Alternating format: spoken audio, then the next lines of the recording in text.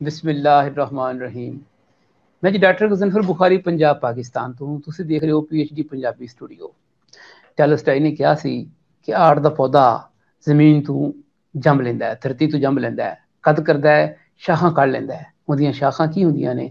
रक्स, संगीत, संग तराशी, मौसीकी। आज साडे नाल अजे आर्टिस्ट मौजूद ने जिहड़े बेक वक्त शायर भी ने, बहुत बड़े वीडियो डायरैक्टर ने, बहुत बड़े गीतकार ने, बहुत बड़े संगीतकार ने, शायर ने, साडे बड़े धन भाग ने। असीं अज वैलकम करने आ जनाब निर्मल सिद्धू साहब नूं। किसी तारफ के मोहताज नहीं।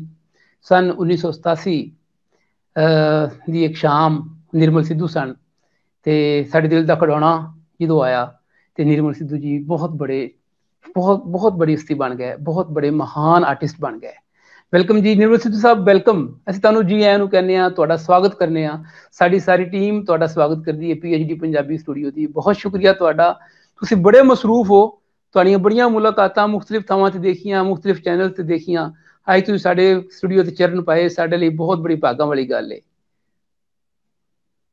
ਸਭ ਤੋਂ ਪਹਿਲਾਂ ਸਤਿ ਸ਼੍ਰੀ ਅਕਾਲ ਜੀ, अस्सलाम वालेकुम। जिन्ने भी सारे नाजरीन इस वक्त सानू सुन रहे ने, सानू देख रहे ने, सारिਆਂ ਨੂੰ ਮੇਰੇ ਵੱਲੋਂ ਬਹੁਤ ਨਿੱਘੀ ਮਤਲਬ ਜਿਹੜੀ ਹੈ ਉਹ ਸਤਿਕਾਰ ਸਹਿਤ ਜਿਹੜੀ ਹੈ ਗੁਰਫਤਿਹ ਪ੍ਰਵਾਨ ਕਰੋ ਜੀ। ਬਹੁਤ ਚੰਗਾ ਲੱਗਾ ਜੀ ਬੁਖਾਰੀ ਸਾਹਿਬ, ਤੁਹਾਨੂੰ ਵੀ ਅਸੀਂ ਵਾਚ ਕਰਦੇ ਰਹਿੰਦੇ ਆ, ਤੁਹਾਨੂੰ ਦੇਖਦੇ ਰਹਿੰਦੇ ਆ। ਤੇ ਮੈਨੂੰ ਇੱਕ ਸ਼ੱਕ ਸੀਗਾ ਕਿ ਪੰਜਾਬੀ ਅਸੀਂ ਇੰਡੀਆ ਦੇ ਵਿੱਚ ਵੀ ਪੰਜਾਬੀ ਬੋਲਦੇ ਆ, ਪਾਕਿਸਤਾਨ ਦੇ ਵਿੱਚ ਵੀ ਪੰਜਾਬੀ ਬੋਲਦੇ ਆ, ਲੇਕਿਨ ਇੱਕ ਮੇਰੇ ਮਨ ਦੇ ਵਿੱਚ ਖਦਸ਼ਾ ਸੀਗਾ ਕਿ ਪਾਕਿਸਤਾਨ ਦੇ ਵਿੱਚ ਜਿਹੜਾ ਪੰਜਾਬੀ ਨੂੰ ਉਰਦੂ ਭਾਸ਼ਾ ਦੇ ਵਿੱਚ ਬੋਲਿਆ ਜਾਂਦਾ ਹੈ। ਔਰ ਮੇਰੇ ਬਹੁਤ ਸਾਰੇ ਫਰੈਂਡ ਨੇ ਕੈਨੇਡਾ, ਅਮਰੀਕਾ, ਇੰਗਲੈਂਡ, ਯੂਰਪ ਦੇ ਵਿੱਚ ਜਿਹੜੇ ਪਾਕਿਸਤਾਨ ਨਾਲ ਵਾਬਸਤਾ ਨੇ, ਲੇਕਿਨ ਉਹਨਾਂ ਦੇ ਜਦੋਂ ਅਸੀਂ ਪੰਜਾਬੀ ਲਿਖ ਕੇ ਉਹਨਾਂ ਨੂੰ ਦਿਖਾਈ ਦੀ ਹੈ ਤੇ ਉਹ ਕਹਿੰਦੇ ਸਾਡੇ ਸਮਝ ਨਹੀਂ ਪੈਂਦੀ। ਸੋ ਮੇਰੇ ਮਨ ਦੇ ਵਿੱਚ ਬੜਾ ਡਾਊਟ ਸੀਗਾ ਵੀ ਕੀ ਪੰਜਾਬੀ ਹੈ ਉਹ ਸਿਰਫ ਗੁਰਮੁਖੀ ਭਾਸ਼ਾ ਜਿਹੜੀ ਆ ਉਹ ਕਿਉਂ ਨਹੀਂ ਮਤਲਬ ਪਾਕਿਸਤਾਨ ਦੇ ਲੋਕ ਸਿੱਖਦੇ ਜਾਂ ਕਿਉਂ ਨਹੀਂ ਵਾਚ ਕਰਦੇ। ਪਰ ਮੈਂ ਤੁਹਾਡੇ ਬਾਰੇ ਜਦੋਂ ਮੈਨੂੰ ਪਤਾ ਲੱਗਿਆ ਤੇ ਤੁਹਾਡੇ ਬਾਰੇ ਮੈਨੂੰ ਇਸ ਚੀਜ਼ ਦਾ ਗਿਆਨ ਹੋਇਆ ਕਿ ਤੁਸੀਂ ਉਰਦੂ ਵਿੱਚ ਵੀ ਲਿਖਦੇ ਹੋ, ਤੁਸੀਂ ਪੰਜਾਬੀ ਨੂੰ ਗੁਰਮੁਖੀ ਵਿੱਚ ਵੀ ਲਿਖਦੇ ਤੇ ਪੜ੍ਹਦੇ ਹੋ। ਸੋ ਮੈਨੂੰ ਇਹ ਬਹੁਤ ਚੰਗਾ ਲੱਗਾ ਤੇ ਮੈਂ ਸਭ ਤੋਂ ਪਹਿਲਾਂ ਇਹ ਚਾਹੂੰਗਾ ਵੀ ਇਹਦੇ ਬਾਰੇ ਥੋੜਾ ਜਿਹਾ ਚਾਨਣਾ ਤੁਸੀਂ ਸਾਡੇ ਜਿੰਨੇ ਵੀ ਲਿਸਨਰ ਹੈ, ਮੇਰੇ ਮਨ ਦੇ ਵਿੱਚ ਵੀ ਸ਼ੰਕਾ ਸੀ ਔਰ ਬਾਕੀ ਸਾਡੇ ਹੋਰ ਜਿੰਨੇ ਵੀ ਵਰਲਡ ਦੇ ਵਿੱਚ ਸਾਡੇ ਇੰਡੀਅਨ ਲੋਕ ਜਾਂ ਪਾਕਿਸਤਾਨੀ ਲੋਕ ਸਾਨੂੰ ਸੁਣ ਰਹੇ ਨੇ, ਉਹਨਾਂ ਸਾਰਿਆਂ ਨੂੰ ਕਲੀਅਰ ਗੱਲ ਹੋ ਜਾਵੇ ਵੀ ਕੀ ਪਾਕਿਸਤਾਨ ਦੇ ਵਿੱਚ ਜਿਹੜੀ ਪੰਜਾਬੀ ਹੈ ਉਹਦੀ ਲਿਪੀ ਜਿਹੜੀ ਹੈ ਉਰਦੂ ਹੈ, ਫਾਰਸੀ ਹੈ ਜਾਂ ਗੁਰਮੁਖੀ ਹੀ ਹੈ, ਉਹ ਜ਼ਰੂਰ ਦੱਸੋ। जी सिद्धू साहब बहुत शुक्रिया, बड़ी सोहनी गल की तुसां ने जी। सिद्धू साहब इस तरह मेरा PhD है जी पंजाबी च, मेरा हीर रांझा उपर PhD आ। PhD ਦੇ ਵਿੱਚ ਇੱਕ ਪਰਚਾ ਹੁੰਦਾ ਵਾ ਗੁਰਮੁਖੀ ਦਾ, ਅਗਰ ਕਿਸੇ ਨੇ ਰੱਖਣਾ ਹੋਵੇ ਤੇ ਇਖਤਿਆਰੀ ਹੁੰਦਾ ਉਹ। ਅੱਛਾ, ਮੈਂ ਉਹ ਪਰਚਾ ਰੱਖਿਆ, ਲੇਕਿਨ ਮੈਨੂੰ ਇਹ ਸੀ ਸਭ ਤੋਂ ਬਹੁਤਾ ਇਹ ਸੀ ਕਿ ਇਹ ਸਾਡੀ ਮਾਂ ਬੋਲੀ ਦੇ ਲਿਬਾਸ ਆ ਜਿਹੜਾ ਸਾਡੇ ਉਰਦੂ 'ਚ ਲਿਖਿਆ ਜਾਂਦਾ ਨਾ, ਇੱਧਰ ਪਾਕਿਸਤਾਨ ਵਿੱਚ ਉਰਦੂ 'ਚ ਪੰਜਾਬੀ ਸ਼ਾਹਮੁਖੀ ਕਹਿੰਦੇ ਆ ਉਹਨੂੰ। ਇਹ ਤੇ ਗੁਰਮੁਖੀ ਜਿਹੜੀ ਆ ਇਹ ਸਾਡੀ ਪੰਜਾਬੀ ਬੋਲੀ ਦੇ ਲਿਬਾਸ ਆ, ਮਾਂ ਬੋਲੀ ਦੇ। ਤੇ ਤੁਸੀਂ ਇਹ ਦੱਸੋ ਕਿ ਮਾਂ ਇੱਕੋ ਲਿਬਾਸ 'ਚ ਲੱਗੀ ਫਿਰੇ ਚੰਗਾ ਵਾ ਜਾਂ ਲਿਬਾਸ ਅੱਡੋ ਅੱਡ ਬਦਲਦੀ ਰਹੇ ਚੰਗਾ ਲੱਗਦਾ ਜੀ? ਲਿਬਾਸ ਅੱਡੋ ਅੱਡ ਬਦਲਦੀ ਰਹੇ, ਹੋਰ ਪਾਉਂਦੀ ਰਹੇ, ਉਹੀ ਫਿਰ ਚੰਗਾ ਲੱਗਦਾ ਵਾ ਜੀ। ਤੇ ਲਿਆਦਾ ਫਿਰ ਸਾਡੇ ਪੁੱਤਰਾਂ ਦਾ ਇਹ ਸਾਡਾ ਫਰਜ਼ ਬਣਦਾ ਵਾ ਕਿ ਅਸੀਂ ਆਪਣੀ ਮਾਂ ਬੋਲੀ ਦੇ ਜਿਹੜੇ ਲਿਬਾਸ ਆ, ਜਿਹਨੇ ਮਤਲਬ ਉਹਦੇ ਵਿੱਚ ਉਹ ਆਪਣਾ ਲਿਖਤੀ ਰੂਪ ਸਾਡੇ ਸਾਹਮਣੇ ਲਿਆਉਂਦੀ ਆ, ਅਸੀਂ ਉਹ ਸਿੱਖੀਏ। ਫਿਰ ਮੈਂ ਜੀ ਬੜੇ ਸ਼ੌਕ ਨਾਲ ਸਿੱਖੀ, ਬਲਕਿ ਸ਼ੌਕ ਨਾਲ ਸਿੱਖੀ ਨਹੀਂ ਬਲਕਿ ਮੈਂ ਪਾਕਿਸਤਾਨ ਵਿੱਚ ਇੱਥੇ ਆਨਲਾਈਨ YouTube ਤੇ ਸਿਖਾਉਣ ਦਾ ਪ੍ਰਬੰਧ ਵੀ ਕੀਤਾ ਹੈ। ਮੈਂ ਮੁਖਤਲਿਫ ਲੈਕਚਰ ਰਿਕਾਰਡ ਕੀਤੇ ਨੇ ਤਾਂ ਕਿ ਮੇਰੇ ਹੋਰ ਭਰਾ ਜਿਹੜੇ ਆਪਣੀ ਗੁਰਮੁਖੀ ਨਾਲ ਜੁੜਨਾ ਚਾਹੁੰਦੇ ਨੇ, ਗੁਰਮੁਖੀ ਸਿੱਖਣਾ ਚਾਹੁੰਦੇ ਨੇ। ਤੁਸੀਂ ਦੇਖੋ ਨਾ, ਗੁਰਮੁਖੀ ਬਹੁਤ ਖੂਬਸੂਰਤ ਲਿਪੀ ਆ। ਉਹ ਜਿਹੜੀ ਅਮਲਾ ਦੇ ਕਰੀ ਸਾਰੀਆਂ ਜਿਹੜੀਆਂ ਰਿਕੁਆਇਰਮੈਂਟਸ ਹਨ ਜੀ ਪੂਰੀਆਂ ਕਰਦੀ ਆ। ਉਹ ਸਾਡੀ ਸ਼ਾਹਮੁਖੀ ਨਹੀਂ ਕਰਦੀ, ਅਫਸੋਸ ਨਾਲ ਮੈਂ ਕਹਿ ਰਿਹਾ ਵਾਂ। ਬਲਕਿ ਮੇਰੇ ਕੋਲ ਬੜੀਆਂ ਮਿਸਾਲਾਂ ਨੇ ਢੇਰ ਸਾਰੀਆਂ। ਤੇ ਮੇਰਾ ਕਹਿਣ ਦਾ ਮਕਸਦ ਹੈ ਵੀ ਤੁਹਾਡੇ ਹਿਸਾਬ ਨਾਲ ਬੁਖਾਰੀ ਸਾਹਿਬ, ਤੁਹਾਡੇ ਹਿਸਾਬ ਨਾਲ ਕਿੰਨੇ ਕੁ % ਲੋਕ ਜਿਹੜੇ ਪਾਕਿਸਤਾਨ ਦੇ ਉਹ ਪੰਜਾਬੀ ਪੜ੍ਹ ਲੈਂਦੇ ਆ? ਜੀ ਮੈਂ ਤੁਹਾਨੂੰ ਕਹਾਂਗਾ ਬੜਾ ਅਫਸੋਸ ਦੀ ਗੱਲ ਆ, ਅਸੀਂ 8 ਤੋਂ 10 ਕਰੋੜ ਪੰਜਾਬੀ ਹਾਂ। ਅਸੀਂ 8 ਤੋਂ 10 ਕਰੋੜ ਪੰਜਾਬੀ ਨਿਰਮਲ ਸਿੱਧੂ ਜੀ ਅੰਨੇ ਵੀ ਹਾਂ ਤੇ ਗੂੰਗੇ ਵੀ ਹਾਂ। ਸਾਡੀ ਜ਼ੁਬਾਨ ਸਾਡੇ ਕੋਲ ਖੋਹ ਲਿੱਤੀ ਗਈ, ਸਮਝ ਲੱਗੀ ਅਸੀਂ ਉੱਤੋਂ ਵੇਖ ਕੇ ਨਹੀਂ ਪੜ੍ਹ ਸਕਦੇ। ਸਾਡੇ ਅੱਗੇ ਹੀਰ ਵਾਰਸ ਸ਼ਾਹ ਰੱਖੋ, ਮੇਰਾ ਹੀਰ ਤੇ ਉੱਤੇ PhD ਹੈ। ਮੈਂ ਬੜੇ ਬੜੇ ਵਿਦਵਾਨਾਂ ਨੂੰ ਜਾਣਨਾ ਵਾ ਜਿਹੜੇ ਉਰਦੂ ਦੇ ਬੜੇ ਬੜੇ ਮਾਸਟਰ ਨੇ, ਬੜੇ ਬੜੇ ਪ੍ਰੋਫੈਸਰ ਨੇ। ਹੀਰ ਅੱਗੇ ਰੱਖੀਏ ਤੇ ਵੇਖਣ ਲੱਗ ਪੈਂਦੇ ਨੇ ਆਹ ਕੀ ਕਰਨ ਲੱਗ ਪੈਂਦੇ ਨੇ। ਇਹ ਸਾਡਾ ਬਹੁਤ ਬੜਾ ਆਲਮੀਆ ਜੀ। ਤੁਸੀਂ ਬਾਬਾ ਫਰੀਦ ਸਾਹਿਬ ਦੇ ਸ਼ਲੋਕ ਮੈਨੂੰ ਤੁਹਾਨੂੰ ਸੁਣਿਆ ਤੁਹਾਡੇ ਕੋਲੋਂ, ਬਾਬਾ ਸਾਹਿਬ ਦੇ ਸ਼ੇਰ ਨਹੀਂ ਉੱਤੋਂ ਵੇਖ ਕੇ ਪੜ੍ਹ ਸਕਦੇ ਲੋਕ। ਅਸੀਂ ਉਂਝ ਪੰਜਾਬੀ ਕਹਿਣ ਨੂੰ ਪੰਜਾਬੀ ਹਾਂ, ਸਾਡਾ ਕੀ ਆ, ਸਾਡਾ ਧਰਤੀ ਦੇ ਨਾਲ ਰਿਸ਼ਤਾ ਟੁੱਟ ਗਿਆ ਜੀ।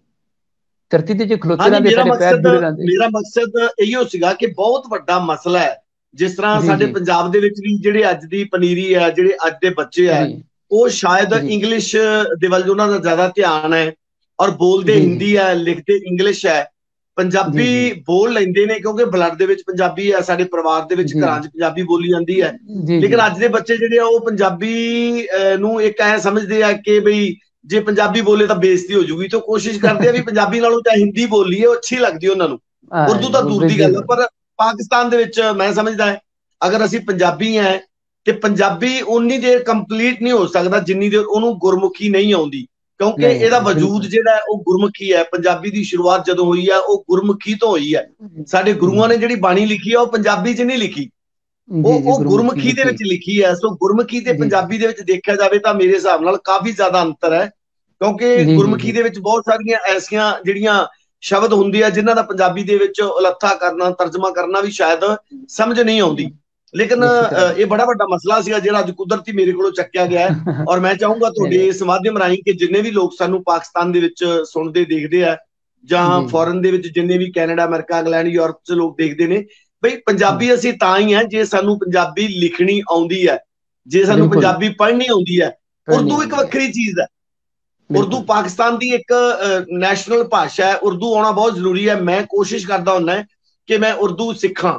ਮੈਂ ਉਰਦੂ ਸਿੱਖਿਆ ਵੀ ਹੈ, ਔਰ ਮੈਂ ਬਹੁਤ ਸਾਰੀਆਂ ਗਜ਼ਲਾਂ ਜਿਹੜੀਆਂ ਰੁਬਾਈਆਂ ਉਹ ਮੈਂ ਬਹੁਤ ਸਾਰੀਆਂ ਉਰਦੂ ਦੇ ਵਿੱਚ ਵੀ ਰਿਕਾਰਡ ਕਰਵਾਈਆਂ, ਕਿਉਂਕਿ ਉਰਦੂ ਇੱਕ ਬੜੀ ਮਿੱਠੀ ਜ਼ੁਬਾਨ ਹੈ, ਇੱਕ ਬਹੁਤ ਹੀ ਤਹਿਜ਼ੀਬ ਵਾਲੀ ਜ਼ੁਬਾਨ ਹੈ। ਜਦੋਂ ਸ਼ਾਇਰੀ ਦੀ ਗੱਲ ਕਰਨੀ ਹੋਵੇ, ਇਸ਼ਕ ਦੀ ਗੱਲ ਕਰਨੀ ਹੋਵੇ, ਇਸ਼ਕ ਹਕੀਕੀ ਦੀ ਗੱਲ ਕਰਨੀ ਹੋਵੇ, ਤਾਂ ਉਰਦੂ ਨਾਲੋਂ ਜ਼ਿਆਦਾ ਵਧੀਆ ਭਾਸ਼ਾ ਕੋਈ ਨਹੀਂ ਹੈਗੀ। ਬੜੀ ਮੁਲਾਇਮ ਭਾਸ਼ਾ ਹੈ।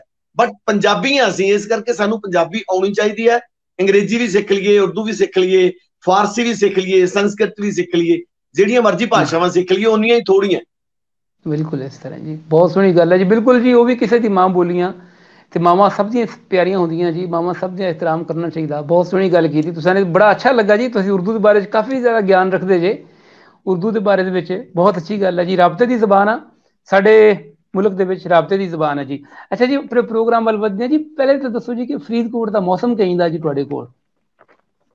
ਮੌਸਮ ਇਨਸ਼ਾਅੱਲਾ ਬਹੁਤ ਅੱਛਾ ਮੌਸਮ ਹੈ ਜੀ। ਤਕਰੀਬਨ 3-4 ਦਿਨਾਂ ਤੋਂ ਬਾਰਿਸ਼ਾਂ ਹੋ ਰਹੀਆਂ, ਔਰ ਵਾਹ ਬਹੁਤ ਸਹੀ ਪਿਆਰਾ ਬੱਦਲਵਾਈ ਹੋ ਜਾਂਦੀ ਹੈ। ਹੁਣ ਬਾਰਿਸ਼ 2-3 ਦਿਨ ਹੋ ਗਏ ਨਹੀਂ ਪਈ ਹੈ, ਪਹਿਲਾਂ ਬਾਰਿਸ਼ਾਂ ਪੈ ਗਈਆਂ, ਲੇਕਿਨ ਯਕਦਮ ਹੀ ਮੌਸਮ ਜਿਹੜਾ ਚੇਂਜ ਹੋ ਗਿਆ। ਮੈਂ ਇਹਨੂੰ ਬੜਾ ਖੁਸ਼ਗਵਾਰ ਜਿਹੜਾ ਹੈਗਾ ਨਾ ਉਹ ਜੀ ਮੌਸਮ ਦਾ ਨਾਮ ਦੇਵਾਂਗਾ, ਕਿਉਂਕਿ ਹੁਣ ਜਦੋਂ ਸਵੇਰੇ ਨਹਾਈਦਾ ਹੈ ਤਾਂ ਉਦੋਂ ਵੀ ਜਿਹੜਾ ਪਾਣੀ ਉਹ ਠੰਡਾ ਲੱਗਣ ਲੱਗ ਪਿਆ। ਇਟ ਮੀਨਸ ਜਿਹੜਾ ਹੈਗਾ ਵੈਦਰ ਉਹ ਚੇਂਜ, ਬਹੁਤ ਅਰਲੀ ਚੇਂਜ ਆ ਗਿਆ ਵੈਦਰ। ਨਹੀਂ ਤੇ ਸਤੰਬਰ ਦੇ ਐਂਡ ਦੇ ਵਿੱਚ ਹੁੰਦਾ ਹੈ, ਲੇਕਿਨ ਅਗਸਤ ਦੇ ਵਿੱਚ ਹੀ ਜਿਹੜਾ ਮੌਸਮ ਨੇ ਆਪਣਾ ਉਹ ਰੰਗ ਚੇਂਜ ਕਰ ਦਿੱਤਾ। ਅਗਰ 1-2 ਬਾਰਿਸ਼ਾਂ ਹੋਰ ਪੈ ਗਈਆਂ ਤੇ ਇਸ ਵਾਰ ਬਹੁਤ ਜਲਦੀ ਜਿਹੜੀ ਹੈ ਉਹ ਸਰਦੀ ਆਉਣ ਦੀ ਸੰਭਾਵਨਾ ਹੈ। ਬਿਲਕੁਲ। ਅੱਛਾ ਸਿੱਧੂ ਸਾਹਿਬ, ਤੁਸੀਂ ਸਾਡੇ ਦੇਖਣ ਵਾਲਿਆਂ ਨੂੰ ਆਪਣੇ ਜੀਵਨ ਪੰਥ ਬਾਰੇ ਕੁਝ ਦੱਸੋ, ਆਪਣੀ ਜੀਵਨੀ ਬਾਰੇ ਕੁਝ ਦੱਸੋ। ਤੁਸੀਂ ਨੇ ਕਿਸ ਤਰ੍ਹਾਂ ਮਤਲਬ ਦੇ ਹਾਲਾਤ ਦੇਖੇ, ਕਿੰਨੀ ਸਟਰਗਲ ਕੀਤੀ, ਆਪਣੇ ਮਾਂ-ਬਾਪ ਬਾਰੇ ਦੱਸੋ, ਮਾਪਿਆਂ ਬਾਰੇ। ਤੇ ਮੈਨੂੰ ਪਤਾ ਚੱਲਿਆ, ਮੈਂ ਸੁਣ ਰਿਹਾ ਸਭ ਕੁਝ ਕਿ ਤੁਸੀਂ ਨੇ ਬਹੁਤ ਮਿਹਨਤ ਕੀਤੀ ਆ, ਤੇ ਇਸ ਬਾਰੇ ਕੁਝ ਸਾਡੇ ਦੇਖਣ ਵਾਲਿਆਂ ਨੂੰ ਦੱਸੋ। ਮਿਹਨਤ ਕੀਤੀ ਨਹੀਂ ਹੈ ਬੁਖਾਰੀ ਸਾਹਿਬ, ਮਿਹਨਤ ਕਰੀ ਜਾ ਰਹੇ ਹੈ, ਔਰ ਮਰਦੇ ਦਮ ਤੱਕ ਮਿਹਨਤ ਕਰਨ ਦਾ ਸ਼ੌਕ ਰੱਖਦਾ ਹੈ, ਮਾਦਾ ਰੱਖਦਾ ਹੈ, ਚਿਣਗ ਰੱਖਦਾ ਹੈ, ਇਸ਼ਕ ਹੈ ਮਤਲਬ ਮਿਊਜ਼ਿਕ ਦੇ ਨਾਲ। ਮਿਊਜ਼ਿਕ ਕਦੇ ਸਿੱਖਿਆ ਨਹੀਂ ਜਾ ਸਕਦਾ, ਮਿਊਜ਼ਿਕ ਸਿਖਾਇਆ ਨਹੀਂ ਜਾ ਸਕਦਾ। ਮਿਊਜ਼ਿਕ ਇੱਕ ਗॉड ਗਿਫਟ ਹੈ ਪ੍ਰਮਾਤਮਾ ਵੱਲੋਂ, ਅੱਲਾ ਵੱਲੋਂ, ਉਸ ਵਾਹਿਗੁਰੂ ਵੱਲੋਂ ਜਿਸ ਕਿਸੇ ਇਨਸਾਨ ਦੇ ਵਿੱਚ ਹੁੰਦੀ ਹੈ।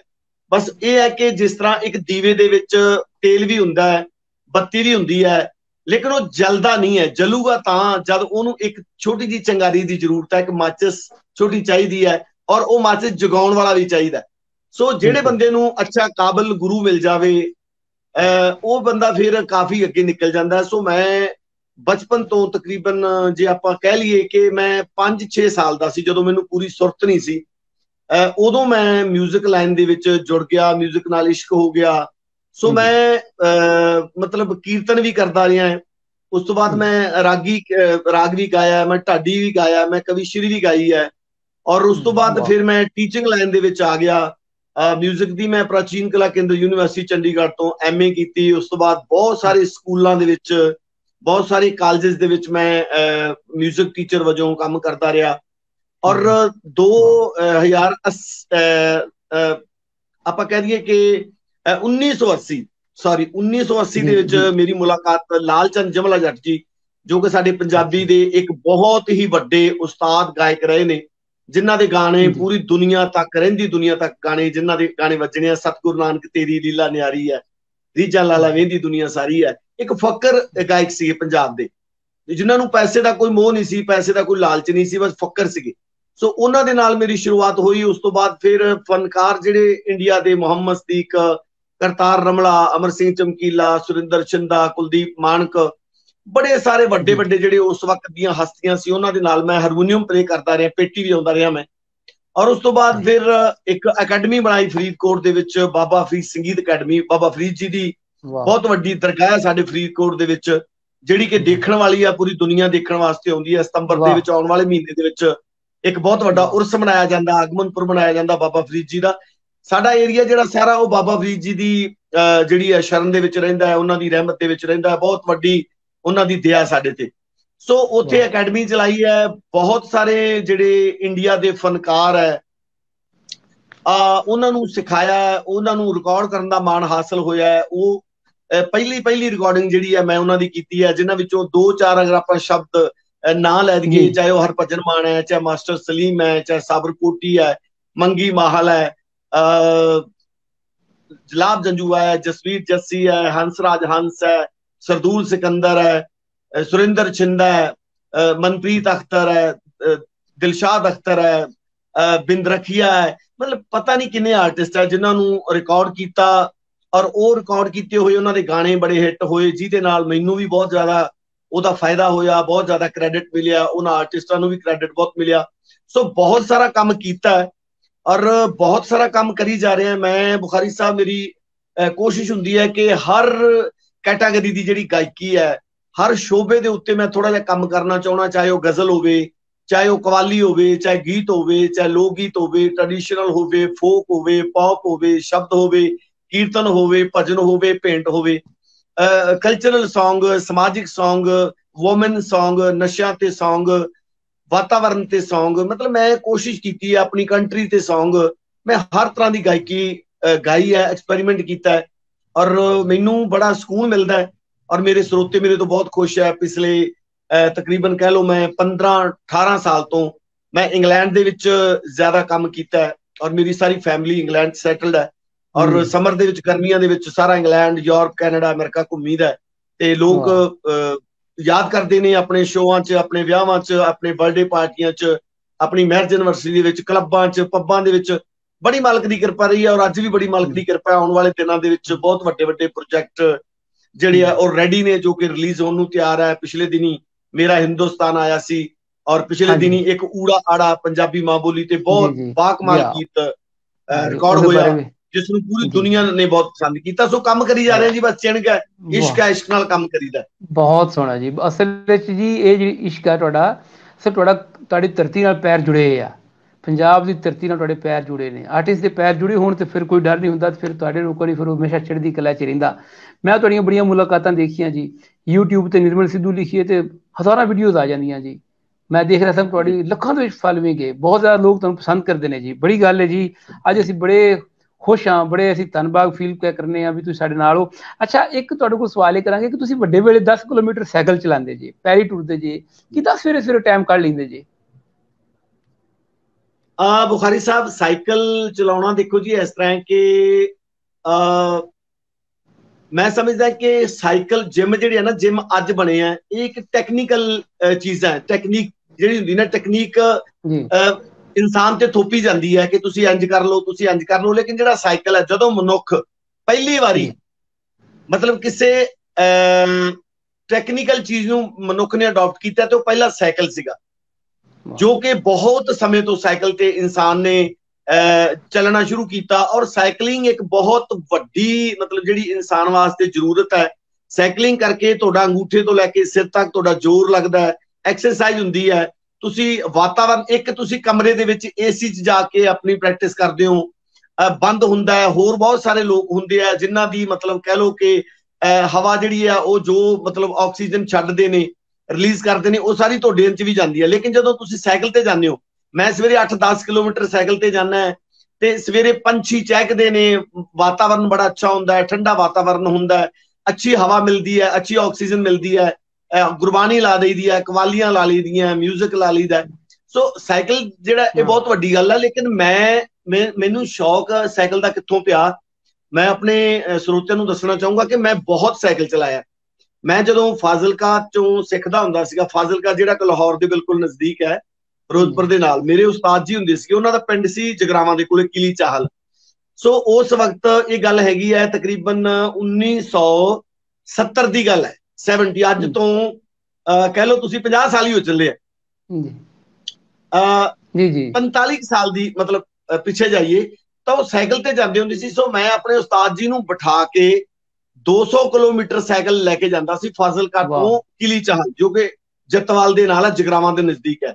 ਔਰ 2-4 ਦਿਨ ਅਸੀਂ ਉੱਥੇ ਸਟੇ ਕਰਦੇ ਸੀ, ਵਾਪਸ 200 ਕਿਲੋਮੀਟਰ ਵਾਪਸ ਮੈਂ ਫਿਰ ਸਾਈਕਲ ਚਲਾ ਕੇ ਲਿਆਂਦਾ ਸੀ। ਔਰ ਉਸ ਵਕਤ ਸਾਈਕਲ ਹੀ ਹੁੰਦਾ ਸੀ, ਮੋਟਰਸਾਈਕਲ ਨਹੀਂ ਹੁੰਦੇ ਸੀ, ਕਾਰਾਂ ਨਹੀਂ ਹੁੰਦੀਆਂ ਸੀ, ਸਾਡੀ ਪਹੁੰਚ ਤੋਂ ਬਹੁਤ ਦੂਰ ਸੀ। ਬਹੁਤ ਕਿਸੇ ਖਾਸ ਬੰਦੇ ਕੋਲੇ, ਰੇਡੀਓ ਵੀ ਕਿਸੇ ਪਿੰਡ 'ਚ ਇੱਕ ਬੰਦੇ ਕੋਲੇ ਹੁੰਦਾ ਸੀ, ਟੈਲੀਵਿਜ਼ਨ ਹੁੰਦਾ ਹੀ ਨਹੀਂ ਸੀ ਕਿਸੇ ਕੋਲੇ।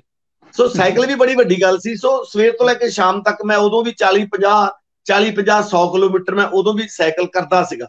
ਸੋ ਆਦਤ ਪਈ ਹੈ ਔਰ ਮੈਨੂੰ ਮਜ਼ਾ ਆਉਂਦਾ। ਮੈਂ ਜਦੋਂ ਆਪਣੇ ਪਿੰਡ ਦੇ ਵਿੱਚ ਆਇਆ, ਮੈਂ ਤਕਰੀਬਨ 30-32 ਸਾਲ ਬਾਅਦ ਆਪਣੇ ਪਿੰਡ 'ਚ ਆਇਆ ਔਰ ਇੱਥੇ ਆ ਕੇ ਮੈਨੂੰ ਉਹੀ ਆਦਤ ਪਈ ਸੀ। ਮੈਂ ਸਾਈਕਲ ਲੈ ਕੇ ਜਦੋਂ ਜਾਂਦਾ ਸੀ ਤੇ ਬਹੁਤ ਸਾਰੇ ਪਿੰਡਾਂ ਦੇ ਲੋਕ ਜਿਹੜੇ ਆ ਉਹ ਮੇਰੇ ਵੱਲ ਦੇਖ ਕੇ ਹੈਰਾਨ ਹੁੰਦੇ ਸੀਗੇ ਵੀ ਯਾਰ ਇਹਦੇ ਕੋਲੇ 2-2 3-3 ਗੱਡੀਆਂ ਹੈ, ਪਰ ਇਹ ਸਾਈਕਲ ਤੇ ਕਿਉਂ ਤੁਰਿਆ ਫਿਰਦਾ। ਬੜੇ ਲੋਕਾਂ ਨੇ ਮੈਨੂੰ ਪੁੱਛਿਆ ਵੀ ਯਾਰ ਤੂੰ ਗੱਡੀ ਤੇ ਕਿਉਂ ਨਹੀਂ ਜਾਂਦਾ। ਸੋ ਮੈਂ ਇਹਨਾਂ ਨੂੰ ਕਿਹਾ ਦੋਸਤ ਤੁਹਾਡੀ ਸਮਝ 'ਚ ਗੱਲ ਨਹੀਂ ਆਉਣੀ, ਅਗਰ ਤੁਹਾਨੂੰ ਇਸ ਗੱਲ ਦਾ ਨਹੀਂ ਪਤਾ ਲੱਗਿਆ ਫਿਰ ਤੁਹਾਨੂੰ ਦੱਸਿਆ ਨਹੀਂ ਪਤਾ ਲੱਗਣਾ, ਸਮਾਂ ਦੱਸੂਗਾ ਤੁਹਾਨੂੰ। ਸੋ ਮੈਨੂੰ ਬੜੀ ਖੁਸ਼ੀ ਹੁੰਦੀ ਹੈ ਕਿ ਮੈਨੂੰ 5 ਸਾਲ ਹੋ ਗਏ ਇੱਥੇ ਆਪਣੇ ਪਿੰਡ ਦੇ ਵਿੱਚ ਆਏ ਨੂੰ, ਔਰ ਹੁਣ ਮੈਂ ਜਦੋਂ ਦੇਖਦਾ ਹਾਂ ਤਾਂ ਸਵੇਰੇ ਤਕਰੀਬਨ ਆਲਮੋਸਟ 2-4 ਲੋਕ ਰਹਿ ਗਏ ਜਿਨ੍ਹਾਂ ਕੋਲ ਸਕੂਟਰੀ ਹੁੰਦੀ ਹੈ, ਨਹੀਂ ਤੇ ਸਾਰੇ ਲੋਕ ਸਾਈਕਲ ਤੇ ਜਾਣ ਲੱਗ ਪਏ ਆ। ਜਿਹੜੇ ਲੋਕੀ ਸਕੂਟਰੀਆਂ ਤੇ ਜਾਂਦੇ ਸੀ, ਜਿਹੜੇ ਲੋਕ ਕਾਰਾਂ ਤੇ ਆਪਦੇ ਖੇਤ ਗੇੜਾ ਮਾਰਨ ਜਾਂਦੇ ਸੀ, ਉਹ ਸਾਰੇ ਸਾਈਕਲਾਂ ਤੇ ਜਾਂਦੇ ਆ। ਸੋ ਬੜਾ ਫਰਕ ਪੈਂਦਾ ਹੈ ਅਗਰ ਕੋਈ ਇੱਕ ਇਨਸਾਨ ਜਿਹਨੂੰ ਲੋਕ ਜਾਣਦੇ ਨੇ, ਜਿਹਦੀ ਕੋਈ ਥੋੜੀ ਜਿਹੀ ਸਮਾਜ ਦੇ ਵਿੱਚ, ਮੁਆਸ਼ਰੇ ਦੇ ਵਿੱਚ ਜਿਹਦੀ ਕੋਈ ਪਹਿਚਾਣ ਹੈ, ਉਹ ਜੋ ਕਰੇਗਾ ਲੋਕੀ ਉਹਨੂੰ ਆਪਣੇ ਆਪ ਤੇ ਫਾਲੋ ਕਰਦੇ ਨੇ ਉਸ ਬੰਦੇ ਨੂੰ। ਸੋ ਮੈਨੂੰ ਬੜਾ ਚੰਗਾ ਲੱਗਿਆ।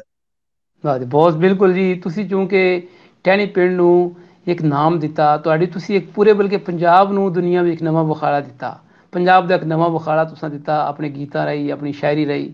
ਇਹ ਬਹੁਤ ਬੜੀ ਗੱਲ ਹੈ ਜੀ, ਸਾਨੂੰ ਪੰਜਾਬੀਆਂ ਨੂੰ ਤੁਹਾਡੇ ਤੇ ਉੱਪਰ ਬੜਾ ਮਾਣ ਹੈ। ਅੱਛਾ, ਇੱਕ ਸਾਡੇ ਪੰਜਾਬੀ ਦੇ ਸ਼ਾਇਰ ਨੇ, ਕੋਠੀਆਂ ਖਾ ਗਈਆਂ ਕੱਚਿਆਂ ਘਰਾਂ ਦੀ ਸਾਂਝ ਨੂੰ, ਕੋਠੀਆਂ ਖਾ ਗਈਆਂ ਕੱਚਿਆਂ ਘਰਾਂ ਦੀ ਸਾਂਝ ਨੂੰ, ਸੀਨੇ ਵਿੱਚ ਦਿਲ ਨਹੀਂ ਲੋਹੇ ਦਾ ਪੁਰਜ਼ਾ ਹੋ ਗਿਆ।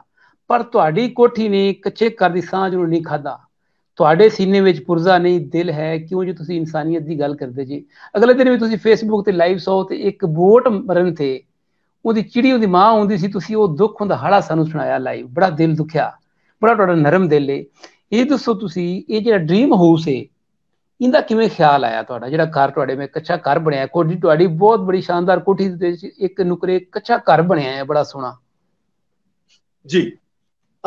ਬੁਖਾਰੀ ਸਾਹਿਬ ਗੱਲ ਇਹ ਹੈ ਕਿ ਮੈਂ ਇੱਕ ਤਾਂ ਇਹ ਗੱਲ ਸੀ ਕਿ ਬਚਪਨ ਮੇਰਾ ਥੋੜਾ ਜਿਹਾ ਤੰਗੀਆਂ ਤੁਰਸ਼ੀਆਂ ਵਿੱਚ ਨਿਕਲਿਆ। ਅਸੀਂ ਪਿੰਡ ਦੇ ਅੱਛੇ ਜ਼ਿਮੀਂਦਾਰ ਹੁੰਦੇ ਸੀ ਜਦੋਂ ਮੈਂ ਪੈਦਾ ਹੋਇਆ ਸੀਗਾ। ਸਾਡੀ ਉਸ ਵਕਤ ਅੱਜ ਤੋਂ 50-60 ਸਾਲ ਪਹਿਲਾਂ ਮੇਰੇ ਫਾਦਰ ਸਾਹਿਬ ਖੇਤੀਬਾੜੀ ਕਰਦੇ ਸੀਗੇ ਔਰ ਬਹੁਤ ਹੀ ਜ਼ਿਆਦਾ ਅਗਾਂਹ ਵਧੂ ਕਿਸਾਨ ਸੀ, ਜਿਹਦੀ ਮਿਸਾਲ ਇਹ ਹੈ ਕਿ ਅੱਜ ਤੋਂ 60 ਸਾਲ ਪਹਿਲਾਂ ਅਸੀਂ ਕੋਈ ਫਸਲ ਨਹੀਂ ਬੀਜਦੇ ਸੀਗੇ, ਕਣਕਾਂ ਨਹੀਂ ਬੀਜਦੇ ਸੀ, ਮੱਕੀ ਨਹੀਂ ਬੀਜਦੇ ਸੀ, ਸਿਰਫ ਅਤੇ ਸਿਰਫ ਸਬਜ਼ੀ ਬੀਜਦੇ ਸੀਗੇ। 5 ਦੀ ਮੋਟਰ ਲੱਗੀ ਸੀਗੀ ਔਰ ਬਹੁਤ ਵਧੀਆ ਪਾਣੀ ਹੁੰਦਾ ਸੀ ਤੇ ਟੋਟਲ ਸਬਜ਼ੀਆਂ ਹੁੰਦੀਆਂ ਸੀ, ਗਾਜਰਾਂ, ਸ਼ਲਗਮ, ਮਿਰਚਾਂ, ਟਮਾਟਰ, ਆਲੂ, ਇਹ ਚੀਜ਼ਾਂ ਬੀਜਦੇ ਹੁੰਦੇ ਸੀਗੇ। ਸੋ ਉਦੋਂ ਮਤਲਬ ਉਸ ਤੋਂ ਬਾਅਦ ਅਚਾਨਕ ਹੀ ਸਾਡੀ ਜ਼ਮੀਨ ਦੇ ਵਿੱਚ ਸ਼ੋਰਾ ਆ ਗਿਆ, ਪਾਣੀ ਜਿਹੜਾ ਉੱਥੋਂ ਦਾ ਗੰਦਾ ਹੋ ਗਿਆ, ਜ਼ਮੀਨ ਸਾਰੀ ਖਤਮ ਹੋ ਗਈ, ਬੇਅਰਥ ਹੋ ਗਈ ਜਿਹੜੀ ਜ਼ਮੀਨ, ਉੱਥੇ ਕੁਝ ਵੀ ਫਸਲ ਹੋਣੋਂ ਬੰਦ ਹੋ ਗਈ। ਅਚਾਨਕ ਦੇਖਦਿਆਂ ਸ਼ੋਰਾ ਗਾਂ ਨੂੰ ਵੱਧਦਾ ਜਾ ਰਿਹਾ, ਹਲੇ ਵੀ ਵੱਧਦਾ ਜਾ ਰਿਹਾ। ਸੋ ਉਸ ਤੋਂ ਬਾਅਦ ਫਿਰ ਘਰ ਦੇ ਵਿੱਚ ਹਾਲਾਤ ਥੋੜੇ ਜਿਹੇ ਤੰਗ ਹੋ ਗਏ ਔਰ ਮੈਂ ਜਦੋਂ ਮਤਲਬ ਜੰਮਿਆ ਸੀ ਤੇ ਉਦੋਂ ਉਸ ਵਕਤ ਸਾਡੇ ਘਰ ਦੇ ਵਿੱਚ ਇੱਕ ਕੱਚਾ ਕੋਠਾ ਹੁੰਦਾ ਸੀਗਾ, ਇੱਕ ਸਿਰਫ ਕੱਚਾ ਕੋਠਾ ਹੁੰਦਾ ਸੀਗਾ। ਔਰ ਅਸੀਂ ਦੇਖਿਆ ਕਿ ਉਹ ਬਾਰਿਸ਼ਾਂ ਜਦੋਂ ਆਉਂਦੀਆਂ ਸੀ, ਕੱਚਾ ਕੋਠਾ ਡਿੱਗ ਪਿਆ ਸੀਗਾ, ਡਿੱਗਣ ਵਾਲਾ ਸੀਗਾ। ਅਸੀਂ ਭੱਜ ਕੇ ਸਮਾਨ ਚੁੱਕ ਕੇ ਬਾਹਰ ਰੱਖਦੇ ਜਦੋਂ ਬਾਰਿਸ਼ਾਂ ਆਉਂਦੀਆਂ ਸੀ ਕਿ ਥੱਲੇ ਨਾ ਆ ਜਾਈਏ। ਸੋ ਉਹ ਜਿਹੜਾ ਕੋਠਾ ਸੀ ਮੈਨੂੰ ਹਜੇ ਤੱਕ ਭੁੱਲਿਆ ਨਹੀਂ ਕਿ ਜਿਸ ਵਿੱਚ ਮੈਂ ਪੈਦਾ ਹੋਇਆ ਸੀਗਾ, ਜੋ ਮੇਰੇ ਮਾਂ-ਬਾਪ ਨੇ ਉਸ ਵਕਤ ਬੜੀ ਮੁਸ਼ਕਲ ਦੇ ਨਾਲ ਬਣਵਾਇਆ ਹੋਊਗਾ, ਕਿਉਂਕਿ ਕੱਚੇ ਘਰ ਹੀ ਹੁੰਦੇ ਸੀ, ਪੱਕੇ ਘਰ ਹੁੰਦੇ ਨਹੀਂ ਸੀ। ਸੋ ਉਹ ਕੋਠਾ ਮੇਰੀਆਂ ਨਜ਼ਰਾਂ ਵਿੱਚ ਹਜੇ ਤੱਕ ਵੀ ਉਵੇਂ ਦਾ ਉਵੇਂ ਰਹਿੰਦਾ। ਸੋ ਮੈਂ ਕੋਠੀ ਚਾਹੇ ਬਹੁਤ ਵੱਡੀ ਬਣਾਈ ਹੈ, ਨਿਰਮਲ ਸਿੱਧੂ ਡ੍ਰੀਮ ਹਾਊਸ ਬਹੁਤ ਵੱਡਾ ਬਣਾਇਆ, 1.25 ਕਨਾਲ ਦੇ ਵਿੱਚ ਬਣਾਇਆ, ਪਰ ਮੇਰੇ ਮਨ ਦੇ ਵਿੱਚ ਚਿਣਕ ਸੀ ਕਿ ਮੈਂ ਜਿੱਥੋਂ ਪੈਦਾ ਹੋਇਆ ਸੀਗਾ ਉਹ ਜਿਹੜੀ ਜਗ੍ਹਾ ਉਸ ਤਰ੍ਹਾਂ ਦੀ ਚੀਜ਼ ਮੈਂ ਆਪਣੇ ਲਾਜ਼ਮੀ ਬਣਾਉਣੀ ਆ, ਤਾਂ ਕਿ ਮੇਰੇ ਜਿਹੜੇ ਬੱਚੇ ਆ, ਮੇਰੇ ਬੱਚਿਆਂ ਨੂੰ ਵੀ ਆਪਦੇ ਦਾਦੇ ਦਾ ਜਿਹੜਾ ਹੈਗਾ ਪਿਛੋਕੜ ਹੈ ਜਾਂ ਦਾਦੇ ਦੀ ਇੱਕ ਜਿਹੜੀ ਦਿੱਖ ਹੈ ਉਹ ਨਜ਼ਰ ਆਵੇ ਕਿ ਅਸੀਂ ਪਹਿਲਾਂ ਕੀ ਹੁੰਦੇ ਸੀਗੇ। ਸੋ ਮੈਂ ਉਸ ਚੀਜ਼ ਨੂੰ ਆਪਣੀ ਔਕਾਤ ਨੂੰ ਸਮਝਣ ਵਾਸਤੇ, ਆਪਣੀ ਔਕਾਤ ਨੂੰ ਕੰਟਰੋਲ ਕਰਨ ਵਾਸਤੇ ਕਿ ਅਸਲ ਦੇ ਵਿੱਚ ਅਸੀਂ ਹੈ ਕੀ ਸੀ। ਅੱਜ ਸਾਨੂੰ ਪੰਜਾਬੀ ਮਿਊਜ਼ਿਕ ਨੇ, ਪੰਜਾਬ ਦੇ ਲੋਕਾਂ ਨੇ, ਸਾਡੀ ਮਿਹਨਤ ਨੇ, ਸਾਡੇ ਗੁਰੂ ਨੇ, ਸਾਡੇ ਪੀਰ ਨੇ, ਸਾਡੇ ਪੈਗੰਬਰ ਨੇ ਸਾਨੂੰ ਲੋੜ ਤੋਂ ਵੱਧ ਦੇਤਾ, ਸ਼ਾਇਦ ਜਿਸ ਦੇ ਅਸੀਂ ਹੱਕਦਾਰ ਵੀ ਨਹੀਂ ਸੀ, ਉਸ ਤੋਂ ਵੀ ਜ਼ਿਆਦਾ ਦੇਤਾ, ਕਲਾ ਦਾ ਮੁੱਲ ਪੈ ਗਿਆ। ਲੇਕਿਨ ਉਹ ਚੀਜ਼ ਅਸੀਂ ਭੁੱਲਣਾ ਨਹੀਂ ਚਾਹੁੰਦੇ ਤੇ ਨਾ ਆਪਣੇ ਬੱਚਿਆਂ ਨੂੰ ਭੁਲਾਉਣਾ ਚਾਹੁੰਦੇ ਆ। ਸੋ ਮੈਂ ਆਪਣੇ ਬੱਚਿਆਂ ਨੂੰ ਦਿਖਾਉਣ ਦੀ ਖਾਤਰ, ਲੋਕਾਂ ਨੂੰ ਦਿਖਾਉਣ ਦੀ ਖਾਤਰ, ਪਰ ਹੋਇਆ ਇਹਦੇ ਉਲਟ ਕਿ ਲੋਕੀ ਮੇਰੇ ਘਰ ਦੇ ਵਿੱਚ ਬੜੇ ਵੱਡੇ ਵੱਡੇ VVIP ਲੋਕ ਵੀ ਆਏ। ਉਹਨਾਂ ਲੋਕਾਂ ਲਈ ਅਸੀਂ ਬੜੀ ਵੱਡੀ ਕੋਠੀ ਬਣਾਈ ਹੈ, ਬਹੁਤ ਵਧੀਆ ਫਰਨੀਚਰ ਰੱਖਿਆ। ਲੇਕਿਨ ਉਹ ਲੋਕ ਜਦੋਂ ਆਏ ਤਾਂ ਸਿਰਫ ਉਹ ਕੱਚੇ ਘਰ ਦੇ ਕੋਲੇ ਖੜ ਕੇ ਫੋਟੋਆਂ ਕਰਾਈਆਂ ਉਹਨਾਂ ਨੇ, ਕੱਚੇ ਘਰ ਦੇ ਕੋਲੇ ਖੜ ਕੇ ਬੈਠ ਕੇ ਉਹਨਾਂ ਨੇ ਆਨੰਦ ਕੀਤਾ। ਔਰ ਸਾਰੇ ਇਹ ਕਹਿਣ ਲੱਗੇ ਕਿ ਸਾਨੂੰ ਜੋ ਆਨੰਦ ਇੱਥੋਂ ਆ ਰਿਹਾ, ਇਹ ਆਨੰਦ ਹੋਰ ਕਿਤੋਂ ਸਾਨੂੰ ਨਹੀਂ ਆ ਰਿਹਾ। ਉਹ ਇਹ ਬੜੀ ਵੱਡੀ ਗੱਲ ਹੈ ਕਿ ਉਹ ਕੱਚੇ ਕੋਠੇ ਨੂੰ ਲੋਕਾਂ ਨੇ ਬਹੁਤ ਜ਼ਿਆਦਾ ਐਪਰੀਸ਼ੀਏਟ ਕੀਤਾ। ਸੋ ਮੈਂ ਲੋਕਾਂ ਨੂੰ ਵੀ ਦੱਸਿਆ ਕਿ ਭਾਈ ਆਪਣਾ ਵਜੂਦ ਨਾ ਭੁੱਲ ਗਏ, ਆਪਾਂ ਆਪਣੀ ਜਿਹੜੀ ਇੱਕ ਸੱਚਾਈ ਹੈ ਉਹ ਨਾ ਭੁੱਲੀਏ। ਸੋ ਬੜਾ ਅੱਛਾ ਲੱਗਿਆ ਜੀ। ਵਾਹ, ਬਹੁਤ ਸੋਹਣਾ। ਬਿਲਕੁਲ ਜੀ, ਆਪਣੀ ਹੋਂਦ ਨਾ ਭੁੱਲੀਏ, ਅਸੀਂ ਆਪਣੀ ਸਿਆਣ ਨਾ ਭੁੱਲੀਏ, ਆਪਣਾ ਵਿਰਸਾ ਨਾ ਭੁੱਲੀਏ, ਆਪਣਾ ਸੱਭਿਆਚਾਰ ਨਾ ਭੁੱਲੀਏ। ਬੜੀ ਗੱਲ ਹੈ ਜੀ, ਤੁਸੀਂ ਸੱਭਿਆਚਾਰ ਨੂੰ ਸੰਭਾਲ। ਦੇਖੋ ਇਹੀ ਚੀਜ਼ਾਂ ਹੁੰਦੀਆਂ ਜੀ ਜਿਹੜਾ ਇਨਸਾਨ ਨੂੰ ਬੁਖਾਰੀ ਸਾਹਿਬ ਆਵਾਜ਼ ਨਹੀਂ ਮੈਨੂੰ ਸੁਣਾਈ ਦੇ ਰਹੀ, ਤੁਹਾਡੀ ਆਵਾਜ਼ ਬੰਦ ਹੋ ਗਈ, ਵਿੱਚ ਕਾਲ ਆਉਂਦੀ ਹੈ ਤੇ ਆਵਾਜ਼ ਦੀ ਪ੍ਰੋਬਲਮ ਆ ਜਾਂਦੀ ਹੈ ਜੀ। ਹੁਣ ਆਵਾਜ਼ ਆ ਰਹੀ ਤੁਹਾਨੂੰ ਜੀ? ਹੈਲੋ ਜੀ, ਆਵਾਜ਼ ਆ ਰਹੀ ਤੁਹਾਨੂੰ? ਤੁਹਾਡੀ ਆਵਾਜ਼ ਠੀਕ ਆ ਰਹੀ ਜੀ ਮੇਰੀ ਤੱਕ। ਸਿੱਧੂ ਸਾਹਿਬ ਆਵਾਜ਼ ਆ ਰਹੀ ਤੁਹਾਨੂੰ? ਲੱਗਦਾ ਜੀ ਸਾਡਾ ਰਾਬਤਾ ਜਿਹੜਾ ਉਹ ਖਤਮ ਹੋ ਗਿਆ ਸਿੱਧੂ ਸਾਹਿਬ ਨਾਲ। ਵੀਡੀਓ ਲਿੰਕ ਤੇ ਸਾਡੇ ਨਾਲ ਮੌਜੂਦ ਸਨ ਫਰੀਦਕੋਟ ਤੋਂ, ਬਹੁਤ ਬੜੇ ਵੀਡੀਓ ਡਾਇਰੈਕਟਰ ਨੇ, ਬਹੁਤ ਬੜੇ ਸ਼ਾਇਰ ਨੇ। ਅਸੀਂ ਕੋਸ਼ਿਸ਼ ਕਰਨੇ ਆ ਕਿ ਦੁਬਾਰਾ ਉਹਨਾਂ ਨਾਲ ਰਾਬਤਾ ਹੋ ਸਕੇ। ਹੈਲੋ ਜੀ, ਮਾਫੀ ਚਾਹਾਂਗੇ ਦੇਖਣ ਵਾਲਿਆਂ ਨੂੰ, PhD ਪੰਜਾਬੀ ਸਟੂਡੀਓ ਦੇਖਣ ਵਾਲਿਆਂ ਨੂੰ ਮਾਫੀ ਚਾਹਾਂਗੇ। ਸਿੱਧੂ ਸਾਹਿਬ ਦੀ ਲਾਈਨ ਡ੍ਰੌਪ ਹੋ ਗਈ। ਅਸੀਂ ਕੋਸ਼ਿਸ਼ ਕਰਨੇ ਆ ਕਿ ਦੁਬਾਰਾ ਉਹਨਾਂ ਨੂੰ ਲਈਏ ਜੀ, ਅਸੀਂ ਕੋਸ਼ਿਸ਼ ਕਰਨੇ ਆ ਕਿ ਉਹਨਾਂ ਨੂੰ ਦੁਬਾਰਾ ਲਈਏ।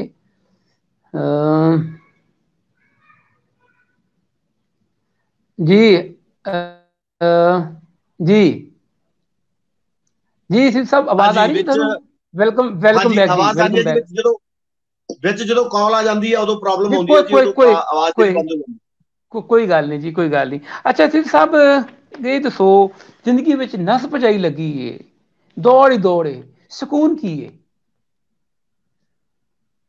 ਸਕੂਨ ਇਸ ਤਰ੍ਹਾਂ ਜੀ ਕਿ ਸਕੂਨ ਤੇ ਸਿਰਫ ਜ਼ਿਆਦਾ ਤੁਹਾਨੂੰ ਉਹ ਪ੍ਰਮਾਤਮਾ ਸਕੂਨ ਦੇ ਸਕਦਾ ਹੈ, ਤੇ ਜਾਂ ਫਿਰ ਜਦੋਂ ਤੁਸੀਂ ਆਪਣੀਆਂ ਖਵਾਹਿਸ਼ਾਂ ਨੂੰ ਘੱਟ ਕਰ ਦਿੰਦੇ ਹੋ। ਜਿਸ ਤਰ੍ਹਾਂ ਜਿਹੜਾ ਅੱਜ ਵਕਤ ਚੱਲ ਰਿਹਾ ਹੈ, ਅੱਜ ਸਾਰੇ ਵਕਤ ਵਿੱਚ ਸਕੂਨ ਲੋਕਾਂ ਦੇ ਵਿੱਚ ਹੈਗਾ। ਲੋਕੀ ਆਪਣੇ ਘਰਾਂ 'ਚ ਬੈਠੇ ਨੇ, ਆਪਣੀ ਫੈਮਿਲੀ ਨਾਲ ਬੈਠੇ ਨੇ। ਬਹੁਤ ਸਾਰੀਆਂ ਐਸੀਆਂ ਚੀਜ਼ਾਂ ਹੋ ਗਈਆਂ ਜੋ ਕਦੇ ਕਿਸੇ ਬੰਦੇ ਨੇ ਸੋਚਿਆ ਨਹੀਂ ਸੀ, ਜੋ ਕਦੇ ਨਹੀਂ ਹੋ ਸਕਦੀਆਂ ਸੀ, ਉਹ ਚੀਜ਼ਾਂ ਹੋਈਆਂ। ਮੈਂ ਆਪਣੀ ਗੱਲ ਦੱਸਦਾ ਕਿ ਮੇਰੇ ਬੱਚੇ ਬਾਹਰੋਂ ਇੰਗਲੈਂਡ ਤੋਂ ਆਏ ਸੀਗੇ 8 ਮਾਰਚ ਨੂੰ, ਔਰ 20 ਮਾਰਚ ਤੱਕ ਅਸੀਂ ਰਾਜਸਥਾਨ 'ਚ ਜੈਪੁਰ, ਜੋਧਪੁਰ ਘੁੰਮੇ ਹੈ। ਔਰ ਉਸ ਤੋਂ ਬਾਅਦ ਉਹ ਆਪਣੇ ਸਹੁਰਿਆਂ ਦੇ ਘਰ ਗਏ ਨੇ। ਉਸ ਤੋਂ ਬਾਅਦ 20 ਤਰੀਕ ਨੂੰ ਆ ਗਏ ਹੈ ਕਿ ਹੁਣ ਅਸੀਂ ਘਰ ਬੈਠਾਂਗੇ। ਤੇ 27 ਤਰੀਕ ਨੂੰ ਉਹਨਾਂ ਦੀ UK ਦੀ ਵਾਪਸੀ ਸੀ, ਔਰ 21-22 ਤਰੀਕ ਨੂੰ ਲਾਕਡਾਊਨ ਸਟਾਰਟ ਹੋ ਜਾਂਦਾ ਹੈ।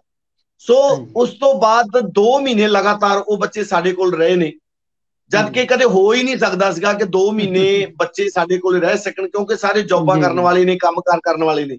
ਔਰ ਉਹਨਾਂ 2 ਮਹੀਨਿਆਂ ਦੇ ਵਿੱਚ ਉਹ ਬੱਚੇ, ਬਹੁਤ ਸਾਰੇ ਬੱਚੇ ਖਾਣਾ ਨਹੀਂ ਬਣਾਉਂਦੇ ਸੀ, ਰੋਟੀ ਨਹੀਂ ਬਣਾਉਂਦੇ ਸੀ, ਰੋਟੀ ਖਾਂਦੇ ਨਹੀਂ ਸੀ। ਉਹਨਾਂ ਨੂੰ ਪੀਜ਼ੇ, ਬਰਗਰ, ਪਾਸਤਾ ਹੀ ਚੰਗਾ ਲੱਗਦਾ ਸੀ। 2 ਮਹੀਨਿਆਂ ਦੇ ਵਿੱਚ ਉਹਨਾਂ ਨੇ ਪਰੌਂਠੇ ਖਾਣੇ ਵੀ ਸ਼ੁਰੂ ਕੀਤੇ, ਰੋਟੀ ਖਾਣੀ ਵੀ ਸ਼ੁਰੂ ਕੀਤੀ, ਵੈਜੀਟੇਬਲ ਖਾਣਾ ਸ਼ੁਰੂ ਕੀਤਾ। ਔਰ ਸਾਡੇ ਘਰ ਦੇ ਵਿੱਚ ਬੜਾ ਅੱਛਾ ਮਾਹੌਲ ਹੈ ਕਿ ਬੜੇ ਪੰਛੀ ਨੇ, ਬੜੇ ਪੌਦੇ ਨੇ, ਬੜੇ ਫਲ ਨੇ, ਫਰੂਟ ਨੇ। ਉਹਨਾਂ ਸਾਰੀਆਂ ਚੀਜ਼ਾਂ ਦਾ ਆਨੰਦ ਮਾਣ ਰਿਹਾ।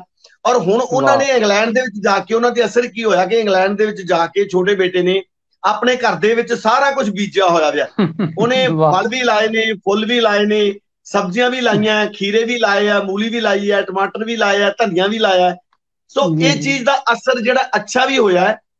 ਗੱਲ ਇਹ ਹੈ ਕਿ ਗੱਲ ਸਮਝਣ ਦੀ ਹੈ, ਸਕੂਨ ਕਦੇ ਨਾ ਪੈਸੇ ਵਾਲੇ ਲੋਕਾਂ ਨੂੰ ਮਿਲਦਾ ਹੈ, ਤੇ ਨਾ ਗਰੀਬ ਲੋਕਾਂ ਨੂੰ ਸਕੂਨ ਮਿਲਦਾ। ਸਕੂਨ ਲੈਣ ਵਾਸਤੇ ਤੁਹਾਨੂੰ ਮਨ ਨੂੰ ਸ਼ਾਂਤ ਕਰਨਾ ਪਏਗਾ, ਮਨ ਨੂੰ ਇਕਾਂਤ ਕਰਨਾ ਪਏਗਾ, ਫੇਰਾ ਫੇਰੀਆਂ ਘੱਟ ਕਰਨੀਆਂ ਪੈਣਗੀਆਂ, ਔਰ ਆਪਣੇ ਮਨ ਨੂੰ ਸਮਝਾਉਣਾ ਪਏਗਾ ਕਿ ਦੁਨੀਆ ਕੁਛ ਨਹੀਂ ਹੈ। ਇੱਕ ਜਿਸ ਤਰ੍ਹਾਂ ਅਸੀਂ ਕਿਸੇ ਵਿਆਹ ਤੇ ਜਾਂਦੇ ਹਾਂ, ਮੈਂ ਇਹ ਸਮਝਦਾ ਕਿ ਇਸ ਦੁਨੀਆ ਦੇ ਵਿੱਚ ਜਿਹੜੀ ਜ਼ਿੰਦਗੀ ਹੈ, ਜ਼ਿੰਦਗੀ ਹੈ ਕੀ ਹੈ, ਇਹਨੂੰ ਸਿਰਫ ਸਿੰਪਲ ਇੰਨਾ ਲੈ ਲਓ ਕਿ ਸਾਨੂੰ ਕਿਸੇ ਨੇ ਇਨਵਾਈਟ ਕੀਤਾ ਹੈ, ਅਸੀਂ ਉਹਨਾਂ ਦੇ ਵਿਆਹ ਤੇ ਗਏ ਹਾਂ, ਉਹਨਾਂ ਦੇ ਵਿਆਹ ਤੇ ਜਾ ਕੇ ਅਸੀਂ ਕਿਸੇ ਚੀਜ਼ ਤੋਂ ਟੈਨਸ਼ਨ ਚ ਆ ਕੇ ਭਾਂਡੇ ਤੋੜਨੇ ਹੈ, ਲੜਨਾ ਹੈ, ਕੁੱਟ ਖਾ ਕੇ ਆਉਣਾ ਹੈ ਜਾਂ ਮਾਰ ਕੇ ਆਉਣਾ ਤੇ ਘਰੇ ਆ ਕੇ ਰੋਂਦੇ ਰਹਿਣਾ, ਪੰਚਾਇਤਾਂ ਇਕੱਠੀਆਂ ਹੋਣਗੀਆਂ। ਜਾਂ ਅਸੀਂ ਜਾਣਾ ਹੈ ਤੇ ਸਿਰਫ ਆਨੰਦ ਲੈਣਾ ਹੈ, ਮਜ਼ਾ ਲੈਣਾ ਹੈ, ਉੱਥੇ ਨੱਚਣਾ ਹੈ, ਟੱਪਣਾ ਹੈ, ਖਾਣਾ ਹੈ, ਪੀਣਾ ਹੈ, ਸ਼ਗਨ ਦੇਣਾ, ਉਹਨਾਂ ਦੀ ਖੁਸ਼ੀ 'ਚ ਖੁਸ਼ੀ ਆਪਣੀ ਮਨਾਉਣੀ ਹੈ ਤੇ ਘਰ ਆ ਜਾਣਾ, ਤੇ ਬਾਅਦ 'ਚ ਲੋਕੀ ਕਹਿਣਗੇ ਕਿ ਹਾਂ ਬਈ ਸਭ ਤੋਂ ਵਧੀਆ ਬੰਦਾ ਇਹ ਸੀ। ਜ਼ਿੰਦਗੀ ਇੰਨੀ ਹੈ, ਇਸ ਤੋਂ ਵੱਧ ਕੁਛ ਨਹੀਂ ਹੈ। ਅਸੀਂ ਉੱਥੋਂ ਕੁਛ ਨਹੀਂ ਲੈ ਕੇ ਆਉਂਦੇ, ਜਾਂਦੇ ਹਾਂ, ਸ਼ਗਨ ਦੇ ਕੇ ਆਉਣੇ ਆ, ਚੰਗੀ ਇੱਜ਼ਤ ਕਰਕੇ, ਚੰਗੀ ਇੱਜ਼ਤ ਕਰਾ ਕੇ ਆਪਣੇ ਘਰੇ ਆਉਣੇ ਆ, ਤੇ ਬਾਅਦ ਵਿੱਚ ਉਹ ਤੁਹਾਡੀ ਗੁੱਡ ਵੈਲਿਊ ਬਣਦੀ ਹੈ। ਇਹ ਜ਼ਿੰਦਗੀ ਦੇ ਵਿੱਚ ਵੀ ਇਹੀ ਹੈ ਕਿ ਅਸੀਂ ਇੱਥੋਂ ਕੁਛ ਨਹੀਂ ਲੈ ਕੇ ਜਾਵਾਂਗੇ, ਸਭ ਕੁਝ ਇੱਥੇ ਹੈ, ਮੇਰੀਆਂ ਕੋਠੀਆਂ ਇੱਥੇ ਰਹਿ ਜਾਣੀਆਂ, ਕੱਚੇ ਕਮਰੇ ਵੀ ਇੱਥੇ ਰਹਿ ਜਾਣੇ, ਪਤਾ ਨਹੀਂ ਕਿਹਦਾ ਕਬਜ਼ਾ ਹੋਣਾ, ਪਤਾ ਨਹੀਂ ਕਿਹਨੇ ਰਹਿਣਾ। ਜਿੰਨਾ ਚਿਰ ਮੈਂ ਹੈਗਾ ਉਹਨਾਂ ਚਿਰ ਮੈਂ ਆਨੰਦ ਲੈਣਾ, ਮੇਰਾ ਉਹਨਾਂ ਚਿਰ ਹੈ ਜਿੰਨੀ ਦੇਰ ਮੈਂ ਇੱਥੇ ਬੈਠਾ, ਉਹਨਾਂ ਚਿਰ ਮੈਂ ਇੱਕ ਇੱਕ ਚੀਜ਼ ਦਾ ਆਨੰਦ ਲੈ ਰਿਹਾ।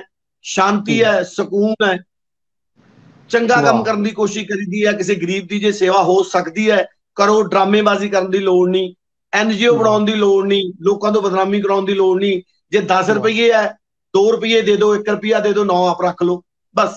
ਲੋਕਾਂ ਤੋਂ ਇਕੱਠੇ ਕਰਕੇ ਦੇਣ ਦੀ ਜ਼ਰੂਰਤ ਨਹੀਂ ਹੈ, ਸਿਰਫ ਜੋ ਤੁਸੀਂ ਦੇ ਸਕਦੇ ਹੋ ਉਹ ਦਿਓ। ਇਹ ਜ਼ਿੰਦਗੀ ਹੈ। ਬਹੁਤ ਸੋਹਣਾ ਜੀ, ਬੜੀ ਪਿਆਰੀ ਗੱਲ ਹੈ ਜੀ ਕਿ ਲੋਕਾਂ ਦੀ ਮਦਦ ਕਰਨ 'ਚ ਸਕੂਨ ਹੈ। ਹਾਂਜੀ, ਆਪਣੇ ਆਪ ਨੂੰ ਸਮਝਣ ਵਿੱਚ, ਆਪਣੀ ਸ਼ਨਾਖਤ ਕਰਨ ਵਿੱਚ, ਆਪਣੇ ਆਪ ਨੂੰ ਸਜਾਣਨ ਵਿੱਚ ਸਕੂਨ ਹੈ। ਬਹੁਤ ਸੋਹਣੀ ਗੱਲ ਕੀਤੀ ਤੁਸੀਂ ਨੇ। ਅੱਛਾ, ਇੰਡਸਟਰੀ ਵਿੱਚ ਨਾਮ ਬਦਲਣ ਦੀ ਇੱਕ ਧਾਰਨਾ ਮੌਜੂਦ ਹੈ, ਕੀ ਤੁਹਾਨੂੰ ਵੀ ਇਸ ਮਰਲੇ 'ਚ ਲੰਘਣਾ ਪਿਆ? ਅਸੀਂ ਜਿੰਨੇ ਲੋਕ ਦੇਖਦੇ ਹਾਂ, ਕੋਈ ਨਾਮ ਕੁਝ ਹੁੰਦਾ ਹੈ ਤੇ ਇੰਡਸਟਰੀ ਜਦੋਂ ਦੇ ਨਾਮ ਕੁਝ ਹੋਰ ਹੋ ਜਾਂਦਾ ਹੈ। ਰਿਪੀਟ ਕਰੋ ਦੁਬਾਰਾ ਜੀ। ਇੰਡਸਟਰੀ ਦੇ ਵਿੱਚ ਨਾਮ ਬਦਲਣ ਦੀ ਧਾਰਨਾ ਮੌਜੂਦ ਹੈ। ਜਿਹੜਾ ਨਵਾਂ ਬੰਦਾ ਜਾਂਦਾ ਉਹਦਾ ਨਾਂ ਕੁਝ ਹੋਰ ਹੁੰਦਾ ਹੈ ਤੇ ਅੱਗੋਂ ਜਾ ਕੇ ਜਨਾਬ ਨਾਂ ਕੁਝ ਹੋਰ ਰੱਖ ਦਿੱਤਾ ਜਾਂਦਾ ਹੈ। ਕਿ ਤੁਹਾਨੂੰ ਇਸ ਮਰਲੇ 'ਚ ਲੰਘਣਾ ਪਿਆ? ਨਹੀਂ, ਦੇਖੋ, ਮੈਂ ਤੇ ਬੁਖਾਰੀ ਸਾਹਿਬ ਇਹ ਹੈ ਕਿ ਮੈਂ ਜ਼ਿੰਦਗੀ ਦੇ ਵਿੱਚ ਕਦੇ ਨਾ ਤਾਂ ਮੈਂ ਸਿੰਗਰ ਬਣਨ ਵਾਸਤੇ ਗਾਣਾ ਸਿੱਖਿਆ ਸੀਗਾ, ਮੈਂ ਗਾਣਾ ਇਸ਼ਕ ਲਈ ਸਿੱਖਿਆ ਸੀਗਾ। ਤੇ ਇਸ਼ਕ ਜਿਹੜਾ ਹੁੰਦਾ ਹੈ, ਚਾਹੇ ਅਸੀਂ ਮੰਦਿਰ ਦੇ ਵਿੱਚ ਬੈਠੇ ਆ, ਪੁਜਾਰੀ ਹੈ, ਚਾਹੇ ਅਸੀਂ ਕਿਸੇ ਚਰਚ 'ਚ ਬੈਠੇ ਆ, ਚਾਹੇ ਅਸੀਂ ਕਿਸੇ ਮਸਜਿਦ 'ਚ ਮੌਲਵੀ ਬੈਠਾ ਹੈ, ਰੋਟੀ ਤਾਂ ਉਹਨਾਂ ਨੇ ਖਾਣੀ ਹੈ, ਰੋਟੀ ਤਾਂ ਉਹਨਾਂ ਨੂੰ ਮਿਲਣੀ ਹੈ ਜੀ। ਬਿਲਕੁਲ, ਰੋਟੀ ਹਰ ਬੰਦੇ ਨੇ ਉਸ ਕੰਮ ਦੇ ਵਿੱਚੋਂ ਹੀ ਖਾਣੀ ਹੁੰਦੀ ਹੈ, ਕਿਸੇ ਹੋਰ ਕੰਮ 'ਚੋਂ ਨਹੀਂ ਖਾਣੀ ਹੁੰਦੀ। ਇਸ ਕਰਕੇ ਮੈਂ ਸਮਝਦਾ ਕਿ ਜਿਹੜਾ ਤੁਸੀਂ ਕੰਮ ਕਰ ਰਹੇ ਹੋ ਉਹ ਇਸ਼ਕ ਨਾਲ ਜਦੋਂ ਤੁਸੀਂ ਕੰਮ ਕਰੋਗੇ, ਉਹਦੇ ਤੁਹਾਨੂੰ ਦਿਖਾਵਾ ਕਰਨ ਦੀ ਜ਼ਰੂਰਤ ਨਹੀਂ ਹੈ, ਦੋ ਨਾਂ ਰੱਖਣ ਦੀ ਜ਼ਰੂਰਤ ਨਹੀਂ ਹੈ। ਉਹ ਲੋਕ ਉਹ ਰੱਖਦੇ ਨੇ ਜਿਨ੍ਹਾਂ ਨੂੰ ਆਪਣੇ ਆਪ ਤੇ ਵਿਸ਼ਵਾਸ ਨਹੀਂ ਹੈ, ਜਿਹੜੇ ਲੋਕ ਆਪਣੇ ਆਪ ਨੂੰ ਅੰਡਰਗਰਾਉਂਡ ਰੱਖਣਾ ਚਾਹੁੰਦੇ ਨੇ, ਜਾਂ ਕਹਿ ਲਓ ਵੀ ਉਹ ਲੋਕ ਮਿਊਜ਼ੀਕਲੀ ਲੋਕ ਨਹੀਂ ਹੁੰਦੇ, ਉਹ ਸਿਰਫ ਇੱਕ ਬਿਜ਼ਨਸ ਹੁੰਦਾ ਉਹਨਾਂ ਦਾ। ਕੁਝ ਲੋਕਾਂ ਦਾ ਸ਼ੌਕ ਹੁੰਦਾ ਹੈ, ਕੁਝ ਲੋਕਾਂ ਦਾ ਮਿਊਜ਼ਿਕ ਬਿਜ਼ਨਸ ਹੁੰਦਾ ਹੈ, ਕੁਝ ਲੋਕਾਂ ਨੇ ਸਿਰਫ ਲੋਕਾਂ ਨੂੰ ਕਹਿ ਲਓ ਗੁੰਮਰਾਹ ਕਰਨਾ ਹੁੰਦਾ ਹੈ। ਏਦਾਂ ਦੇ ਨਾਂ ਰੱਖ ਲੈਂਦੇ ਆ ਕਿ DMC, KMC, LMC, ਏਦਾਂ ਦੇ ਕੁਝ ਨਾਂ ਰੱਖ ਕੇ ਨਾਂ ਉਹਨਾਂ ਦੇ ਕੁਝ ਹੋਰ ਹੁੰਦੇ ਆ। ਸੋ ਮੈਂ ਸਮਝਦਾ ਉਹ ਆਪਣਾ ਨਾਮ ਅੱਗੇ ਨਹੀਂ ਲੈ ਕੇ ਆਉਣਾ ਚਾਹੁੰਦੇ, ਸਿਰਫ ਉਹ ਬਿਜ਼ਨਸ ਕਰਦੇ ਆ। ਕਈ ਉਹਨਾਂ 'ਚੋਂ ਕਾਮਯਾਬ ਹੋ ਜਾਂਦੇ ਆ ਤੇ ਜ਼ਿਆਦਾਤਰ ਬੰਦੇ ਜਿਹੜੇ ਹੁੰਦੇ ਆ ਉਹ ਨਾਮ ਬਦਲ ਕੇ ਕੁਝ ਹੋਰ ਕਰ ਲੈਂਦੇ ਆ। ਪਹਿਚਾਣ ਬਣਾਉਣੀ ਦੁਨੀਆ ਦੇ ਵਿੱਚ ਸਭ ਤੋਂ ਔਖਾ ਜਿਹੜਾ ਹੈ ਉਹ ਨਾਂ ਬਣਾਉਣਾ ਹੈ, ਔਰ ਉਹ ਵੀ ਅੱਛੇ ਲੋਕਾਂ ਦੇ ਵਿੱਚ। ਦੇਖੋ, ਤੁਸੀਂ ਲੁੱਟ ਖੋਹ ਕਰ ਲਓ, ਤੁਹਾਡਾ ਨਾਮ ਬਹੁਤ ਜਲਦੀ ਮਸ਼ਹੂਰ ਹੋ ਜਾਊਗਾ, ਲੇਕਿਨ ਉਹਦਾ ਤੁਹਾਨੂੰ ਫਾਇਦਾ ਕੋਈ ਨਹੀਂ, ਸਕੂਨ ਨਹੀਂ ਹੈ। ਚੰਗਾ ਕੰਮ ਕਰਕੇ, ਚੰਗੇ ਕੰਮ 'ਚ ਜਦੋਂ ਨਾਮ ਬਣਦਾ ਹੈ ਸਾਰੀ ਉਮਰ ਲਈ ਰਹਿੰਦਾ ਹੈ। ਅਗਰ ਤੁਸੀਂ ਕਿਸੇ ਨੂੰ ਮਾਰ ਦਿੰਦੇ ਆ, ਲੁੱਟ ਖੋਹ ਕਰ ਲੈਂਦੇ ਆ, ਜਾਂ ਕੋਈ ਗਲਤ ਕੰਮ ਕਰਕੇ ਤੁਹਾਡੇ ਸਮਾਜ ਲਈ ਮਾੜਾ ਹੈ, ਤੁਹਾਡੇ ਪਰਿਵਾਰ ਲਈ ਮਾੜਾ ਹੈ, ਤੁਹਾਡੇ ਪਿੰਡ ਸ਼ਹਿਰ ਲਈ ਮਾੜਾ ਹੈ, ਉਹ ਕੰਮ ਕਰੋਗੇ ਤੇ ਇਲਾਕੇ ਦਾ ਨਾਮ ਬਦਨਾਮ ਹੁੰਦਾ। ਸੋ ਜੋ ਤੁਸੀਂ ਹੈਗੇ ਆ ਉਹ ਕੰਮ ਕਰੋ, ਰੱਬ ਤੁਹਾਨੂੰ ਰੋਟੀ ਦੇਗਾ। ਕਿਸੇ ਨੂੰ ਜ਼ਿਆਦਾ ਮਿਲਦੀ ਹੈ, ਕਿਸੇ ਨੂੰ ਘੱਟ ਮਿਲਦੀ ਹੈ, ਲੇਕਿਨ ਮਿਲਦੀ ਸਾਰਿਆਂ ਨੂੰ, ਇਹਦੇ 'ਚ ਕੋਈ ਸ਼ੱਕ ਨਹੀਂ। ਬਹੁਤ ਸੋਹਣੀ ਗੱਲ ਕੀਤੀ ਜੀ, ਬਹੁਤ ਪਿਆਰੀ ਗੱਲ ਕੀਤੀ ਤੁਸੀਂ ਨੇ ਕਿ ਅੱਲਾ ਦੀ ਰਹਿਮਤ ਨਾਲ ਹੀ ਨਾਂ ਬਣਦਾ ਹੈ। ਤੇ ਨਾਂ ਜਿਹੜਾ ਹੋਵੇ, ਇਨਸਾਨ ਨੂੰ ਦੋ ਨਾਂ ਨਹੀਂ, ਇੱਕ ਮਤਲਬ ਆਪਣਾ ਅਸਲ ਨਾਂ ਹੀ ਰੱਖਣਾ ਚਾਹੀਦਾ। ਅਸਲ ਆਪਣੀ ਸੰਜਾਣ ਦੀ ਤੁਸੀਂ ਗੱਲ ਕਰਦੇ ਹੋ, ਆਪਣੇ ਆਪ ਨੂੰ ਸੰਜਾਣਨਾ ਚਾਹੀਦਾ ਹੈ। ਜਿਵੇਂ ਤੁਸੀਂ ਆਏ ਉਸੇ ਤਰੀਕੇ ਖੁਦ ਨੂੰ ਪੇਸ਼ ਕਰੋ। ਅੱਛਾ ਸਿੱਧੂ ਸਾਹਿਬ, ਹਿੱਟ ਤੇ ਫਲਾਪ ਦੀ ਪਰਿਭਾਸ਼ਾ ਕਿਹਨੇ ਤਿਆਰ ਕੀਤੀ? ਕਿੱਥੋਂ ਆਈ ਹੈ? ਹਿੱਟ ਹੋ ਗਿਆ ਜੀ, ਫਲਾਣਾ ਫਲਾਪ ਹੋ ਗਿਆ, ਇਹ ਕੀ ਹੈ ਜੀ? ਹਿੱਟ ਫਲਾਪ ਕੁਝ ਨਹੀਂ ਹੁੰਦਾ ਜੀ, ਮੇਰੀਆਂ ਨਜ਼ਰਾਂ 'ਚ ਤਾਂ ਹਿੱਟ ਫਲਾਪ ਕੋਈ ਨਹੀਂ ਹੁੰਦਾਗਾ। ਇਨਸਾਨ ਨੂੰ ਸਿਰਫ ਕੰਮ ਕਰਨਾ ਚਾਹੀਦਾ ਹੈ, ਕੰਮ ਚੰਗਾ ਹੋਣਾ ਚਾਹੀਦਾ ਹੈ। ਰਫੀ ਸਾਹਿਬ, ਲਤਾ ਜੀ, ਮੁਕੇਸ਼, ਮੰਨਾ ਡੇ, ਬੜੇ ਬੜੇ ਵੱਡੇ ਨਾਮ ਨੇ ਜਿਹੜੇ ਪਾਕਿਸਤਾਨ ਦੇ ਵਿੱਚ, ਮਹਿੰਦੀ ਹਸਨ ਸਾਹਿਬ, ਗੁਲਾਮ ਅਲੀ ਸਾਹਿਬ, ਬੜੇ ਵੱਡੇ ਵੱਡੇ ਨਾਮ ਹੈ ਜਿਨ੍ਹਾਂ ਲੋਕਾਂ ਨੇ ਕਦੇ ਹਿੱਟ ਲਈ ਜਾਂ ਸੁਪਰ ਹਿੱਟ ਲਈ ਨਹੀਂ ਗਾਇਆ। ਉਹਨਾਂ ਨੇ ਗਾਣਾ ਗਾਇਆ, ਗਾਣੇ ਦੇ ਵਿੱਚ ਉਹਨਾਂ ਨੇ એનર્ਜੀ ਪਾਈ ਹੈ, ਗਾਣੇ 'ਚ ਉਹਨਾਂ ਨੇ ਸਵਰ ਪਾਇਆ, ਤਾਲ ਪਾਇਆ, ਲੈਅ ਪਾਈ ਹੈ, ਮਿਠਾਸ ਪਾਈ ਹੈ, ਫੀਲਿੰਗ ਪਾਈ ਹੈ। ਤੁਸੀਂ ਗਾਣੇ ਨੂੰ ਗਾਉਣਾ ਹੈ ਔਰ ਗਾਣਾ ਲੋਕਾਂ ਦੇ ਸਾਹਮਣੇ ਪੇਸ਼ ਕਰ ਦੇਣਾ ਹੈ। ਕਈ ਗਾਣੇ ਹੁੰਦੇ ਆ ਜਿਹੜੇ ਉਹ ਜਦੋਂ ਰਿਲੀਜ਼ ਕਰਦੇ ਆ ਚੰਗੇ ਹੁੰਦੇ ਆ, ਨਾਲ ਦੀ ਨਾਲ ਹਿੱਟ ਹੋ ਜਾਂਦੇ ਆ। ਮੈਂ ਬਹੁਤ ਸਾਰੇ ਐਸੇ ਗਾਣਿਆਂ ਬਾਰੇ ਜਾਣਦਾ ਜਿਹੜੇ 10 20 ਸਾਲਾਂ ਬਾਅਦ ਹਿੱਟ ਹੁੰਦੇ ਨੇ।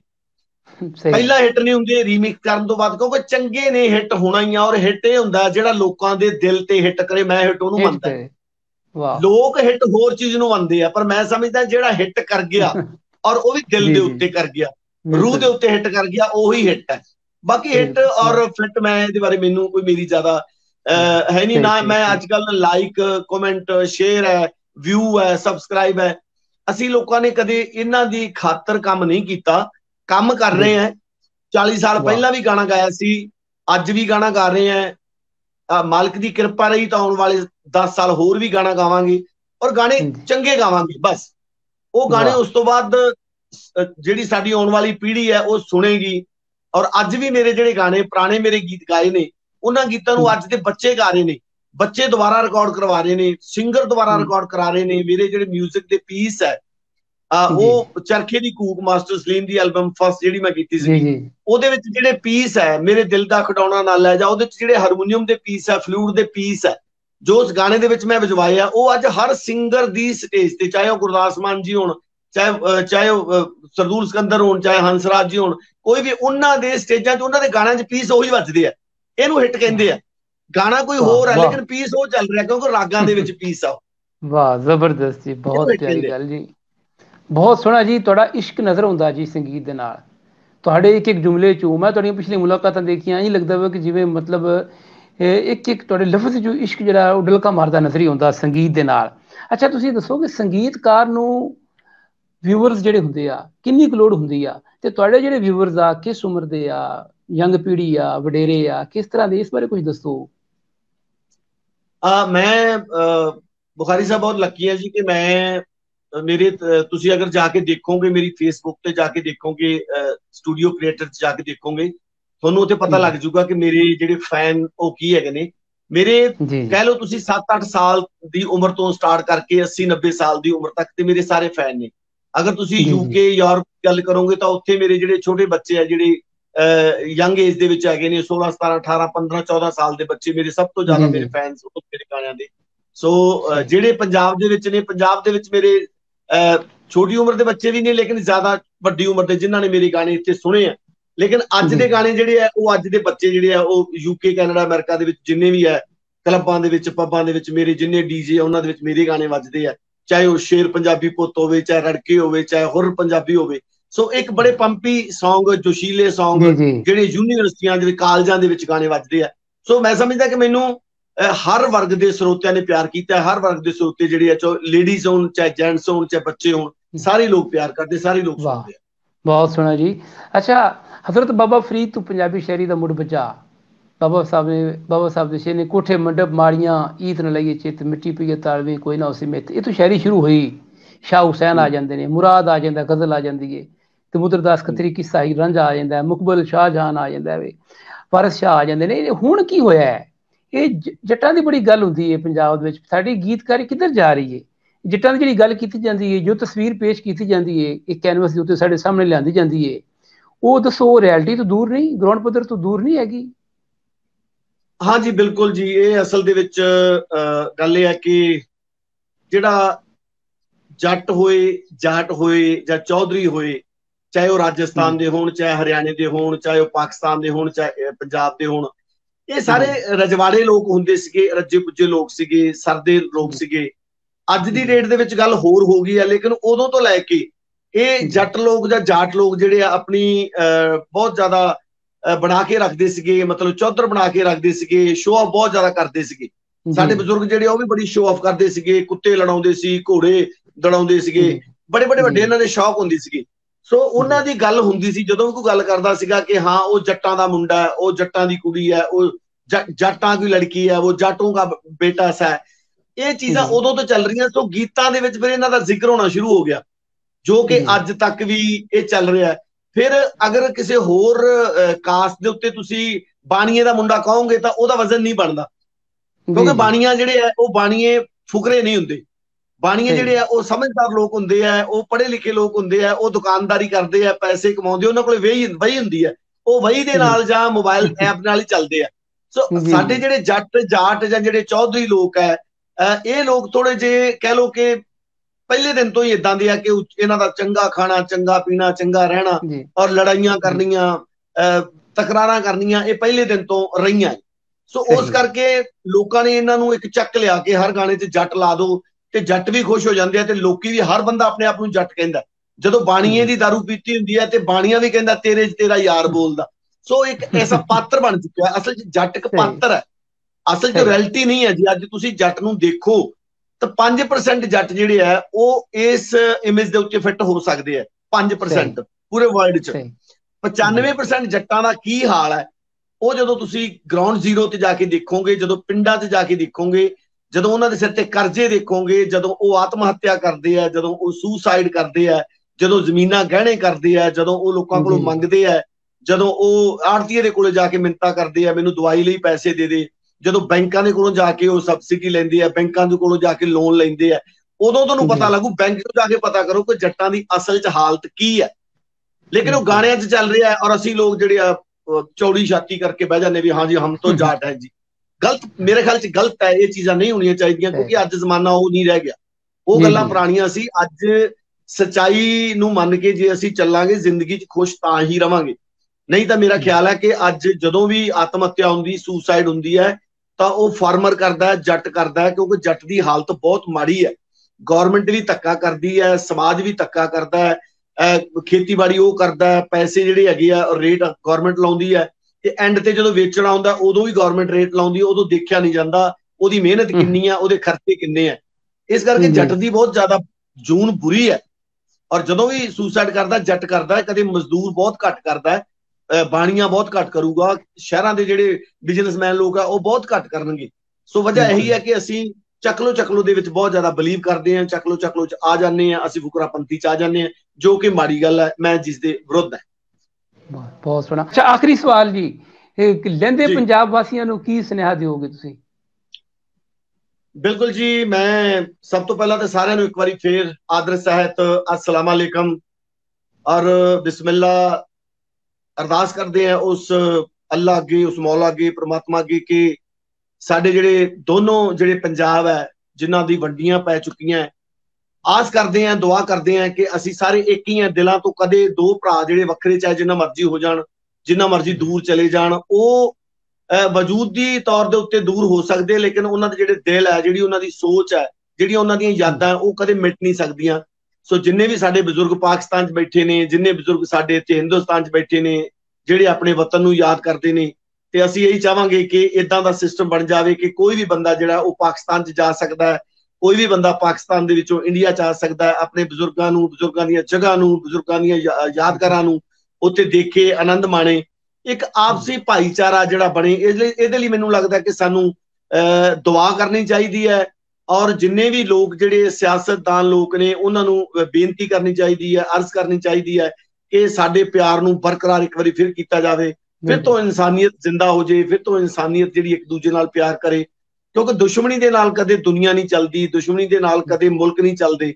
ਔਰ ਅੱਜ ਮੈਂ ਸਮਝਦਾ ਜਿੰਨਾ ਇੰਡੀਆ ਔਰ ਪਾਕਿਸਤਾਨ ਜਿੰਨਾ ਪੈਸਾ ਹਥਿਆਰਾਂ ਤੇ ਲਗਾ ਰਿਹਾ, ਜਿੰਨਾ ਸਿਕਿਉਰਿਟੀ ਤੇ ਲਾ ਰਿਹਾ, ਅਗਰ ਇੰਨਾ ਪੈਸਾ ਇਹ ਦੋਨੋਂ ਮੁਲਕ ਆਪਣੀ ਜਨਤਾ ਤੇ ਲਾਉਣ ਲੱਗ ਜਾਣ, ਜਨਤਾ ਦੇ ਹਿੱਤ ਚ ਲਾਉਣ ਲੱਗ ਜਾਣ, ਤੇ ਫਿਰ ਕੈਨੇਡਾ, ਅਮਰੀਕਾ, ਇੰਗਲੈਂਡ ਹੈ ਉਹ ਐਵੇਂ ਮਿੱਟੀ ਜੀ ਲੱਗਣ ਲੱਗ ਪੈਣੀ, ਜ਼ੀਰੋ ਲੱਗਣ ਲੱਗ ਜਾਣੀ ਹੈ। ਤੇ ਸਾਰਾ ਪੈਸਾ ਜਿਹੜਾ ਸਾਡਾ ਉਹ ਜੰਗਾਂ ਤੇ ਲੱਗ ਰਿਹਾ, ਤੇ ਉਹ ਜੋ ਲੋਕਾਂ ਦੇ ਲੱਗਣਾ ਚਾਹੀਦਾ, ਲੋਕਾਂ ਦੀਆਂ ਬਿਮਾਰੀਆਂ ਤੇ ਲੱਗਣਾ ਚਾਹੀਦਾ, ਲੋਕਾਂ ਦੀ ਐਜੂਕੇਸ਼ਨ ਤੇ ਲੱਗਣਾ ਚਾਹੀਦਾ। ਇਹ ਦੁਆ ਕਰਨੀ ਚਾਹੀਦੀ ਹੈ। ਬਹੁਤ ਸ਼ੁਕਰੀਆ ਜੀ, ਅਸੀਂ ਬਹੁਤ ਸ਼ੁਕਰੀਆ ਅਦਾ ਕਰਨੇ ਆ, ਸਾਡੀ ਸਾਰੀ ਟੀਮ ਤੁਹਾਡਾ ਸ਼ੁਕਰੀਆ ਅਦਾ ਕਰਦੀ ਹੈ। ਬਹੁਤ ਸੋਹਣੀ ਗੱਲ ਕੀਤੀ ਤੁਸੀਂ ਕਿ ਦੋ ਗੁਆਂਢੀਆਂ ਦੇ ਵਿਚਕਾਰ ਕਰਦੇ ਕਦ ਹੋਵੇ ਉਹ ਕਦ ਨੂੰ ਟਾਓ ਨਾ, ਬਲਕਿ ਬੂਹਾ ਰੱਖ ਲਵੋ। ਤੁਸੀਂ ਉਸ ਬੂਹੇ ਦੀ ਗੱਲ ਕਰ ਰਹੇ ਜੇ ਜਿੱਥੋਂ ਆਵਾਜਾਈ ਲੱਗੀ ਰਹੇ। ਤੁਸੀਂ ਗੱਲ ਕੀਤੀ ਬਹੁਤ ਪਿਆਰੀ, ਬੜਾ ਦਿਲ ਖੁਸ਼ ਹੋਇਆ। ਅਸੀਂ ਤੁਹਾਡਾ ਸ਼ੁਕਰੀਆ ਅਦਾ ਕਰਨੇ ਆ ਜੀ। ਸਾਰੇ ਪੰਜਾਬੀਆਂ ਨੂੰ ਤੁਹਾਡੇ ਉੱਤੇ ਮਾਣ ਹੈ, ਤੁਸੀਂ ਸਾਡੇ ਪੰਜਾਬੀ ਸਿਰ ਤੋਂ ਸਾਡੇ ਸਿਰ ਦਾ ਤਾਜ ਹੋ ਪੰਜਾਬੀਆਂ ਦੇ, ਤੇ ਬਹੁਤ ਸ਼ੁਕਰੀਆ ਅਦਾ ਕਰਨੇ ਜੀ। ਜਨਾਬ ਡਾਕਟਰ ਗੁਰਦਾਸਪੁਰ ਬੁਖਾਰੀ ਨੂੰ ਇਜਾਜ਼ਤ ਦਿਓ, ਦੇਖਣ ਵਾਲਿਆਂ ਕੋਲੋਂ ਅਸੀਂ ਇਜਾਜ਼ਤ ਚਾਹਾਂਗੇ, ਤੇ ਇਨਸ਼ਾਅੱਲਾ ਰੱਬ ਨੇ ਚਾਹਿਆ ਕਿਸੇ ਹੋਰ ਸ਼ਖਸੀਅਤ ਨਾਲ ਫਿਰ ਅਸੀਂ ਹਾਜ਼ਰ ਹੋਵਾਂਗੇ। ਰੱਬ ਰਾਖਾ। ਸਤਿ ਸ਼੍ਰੀ ਅਕਾਲ।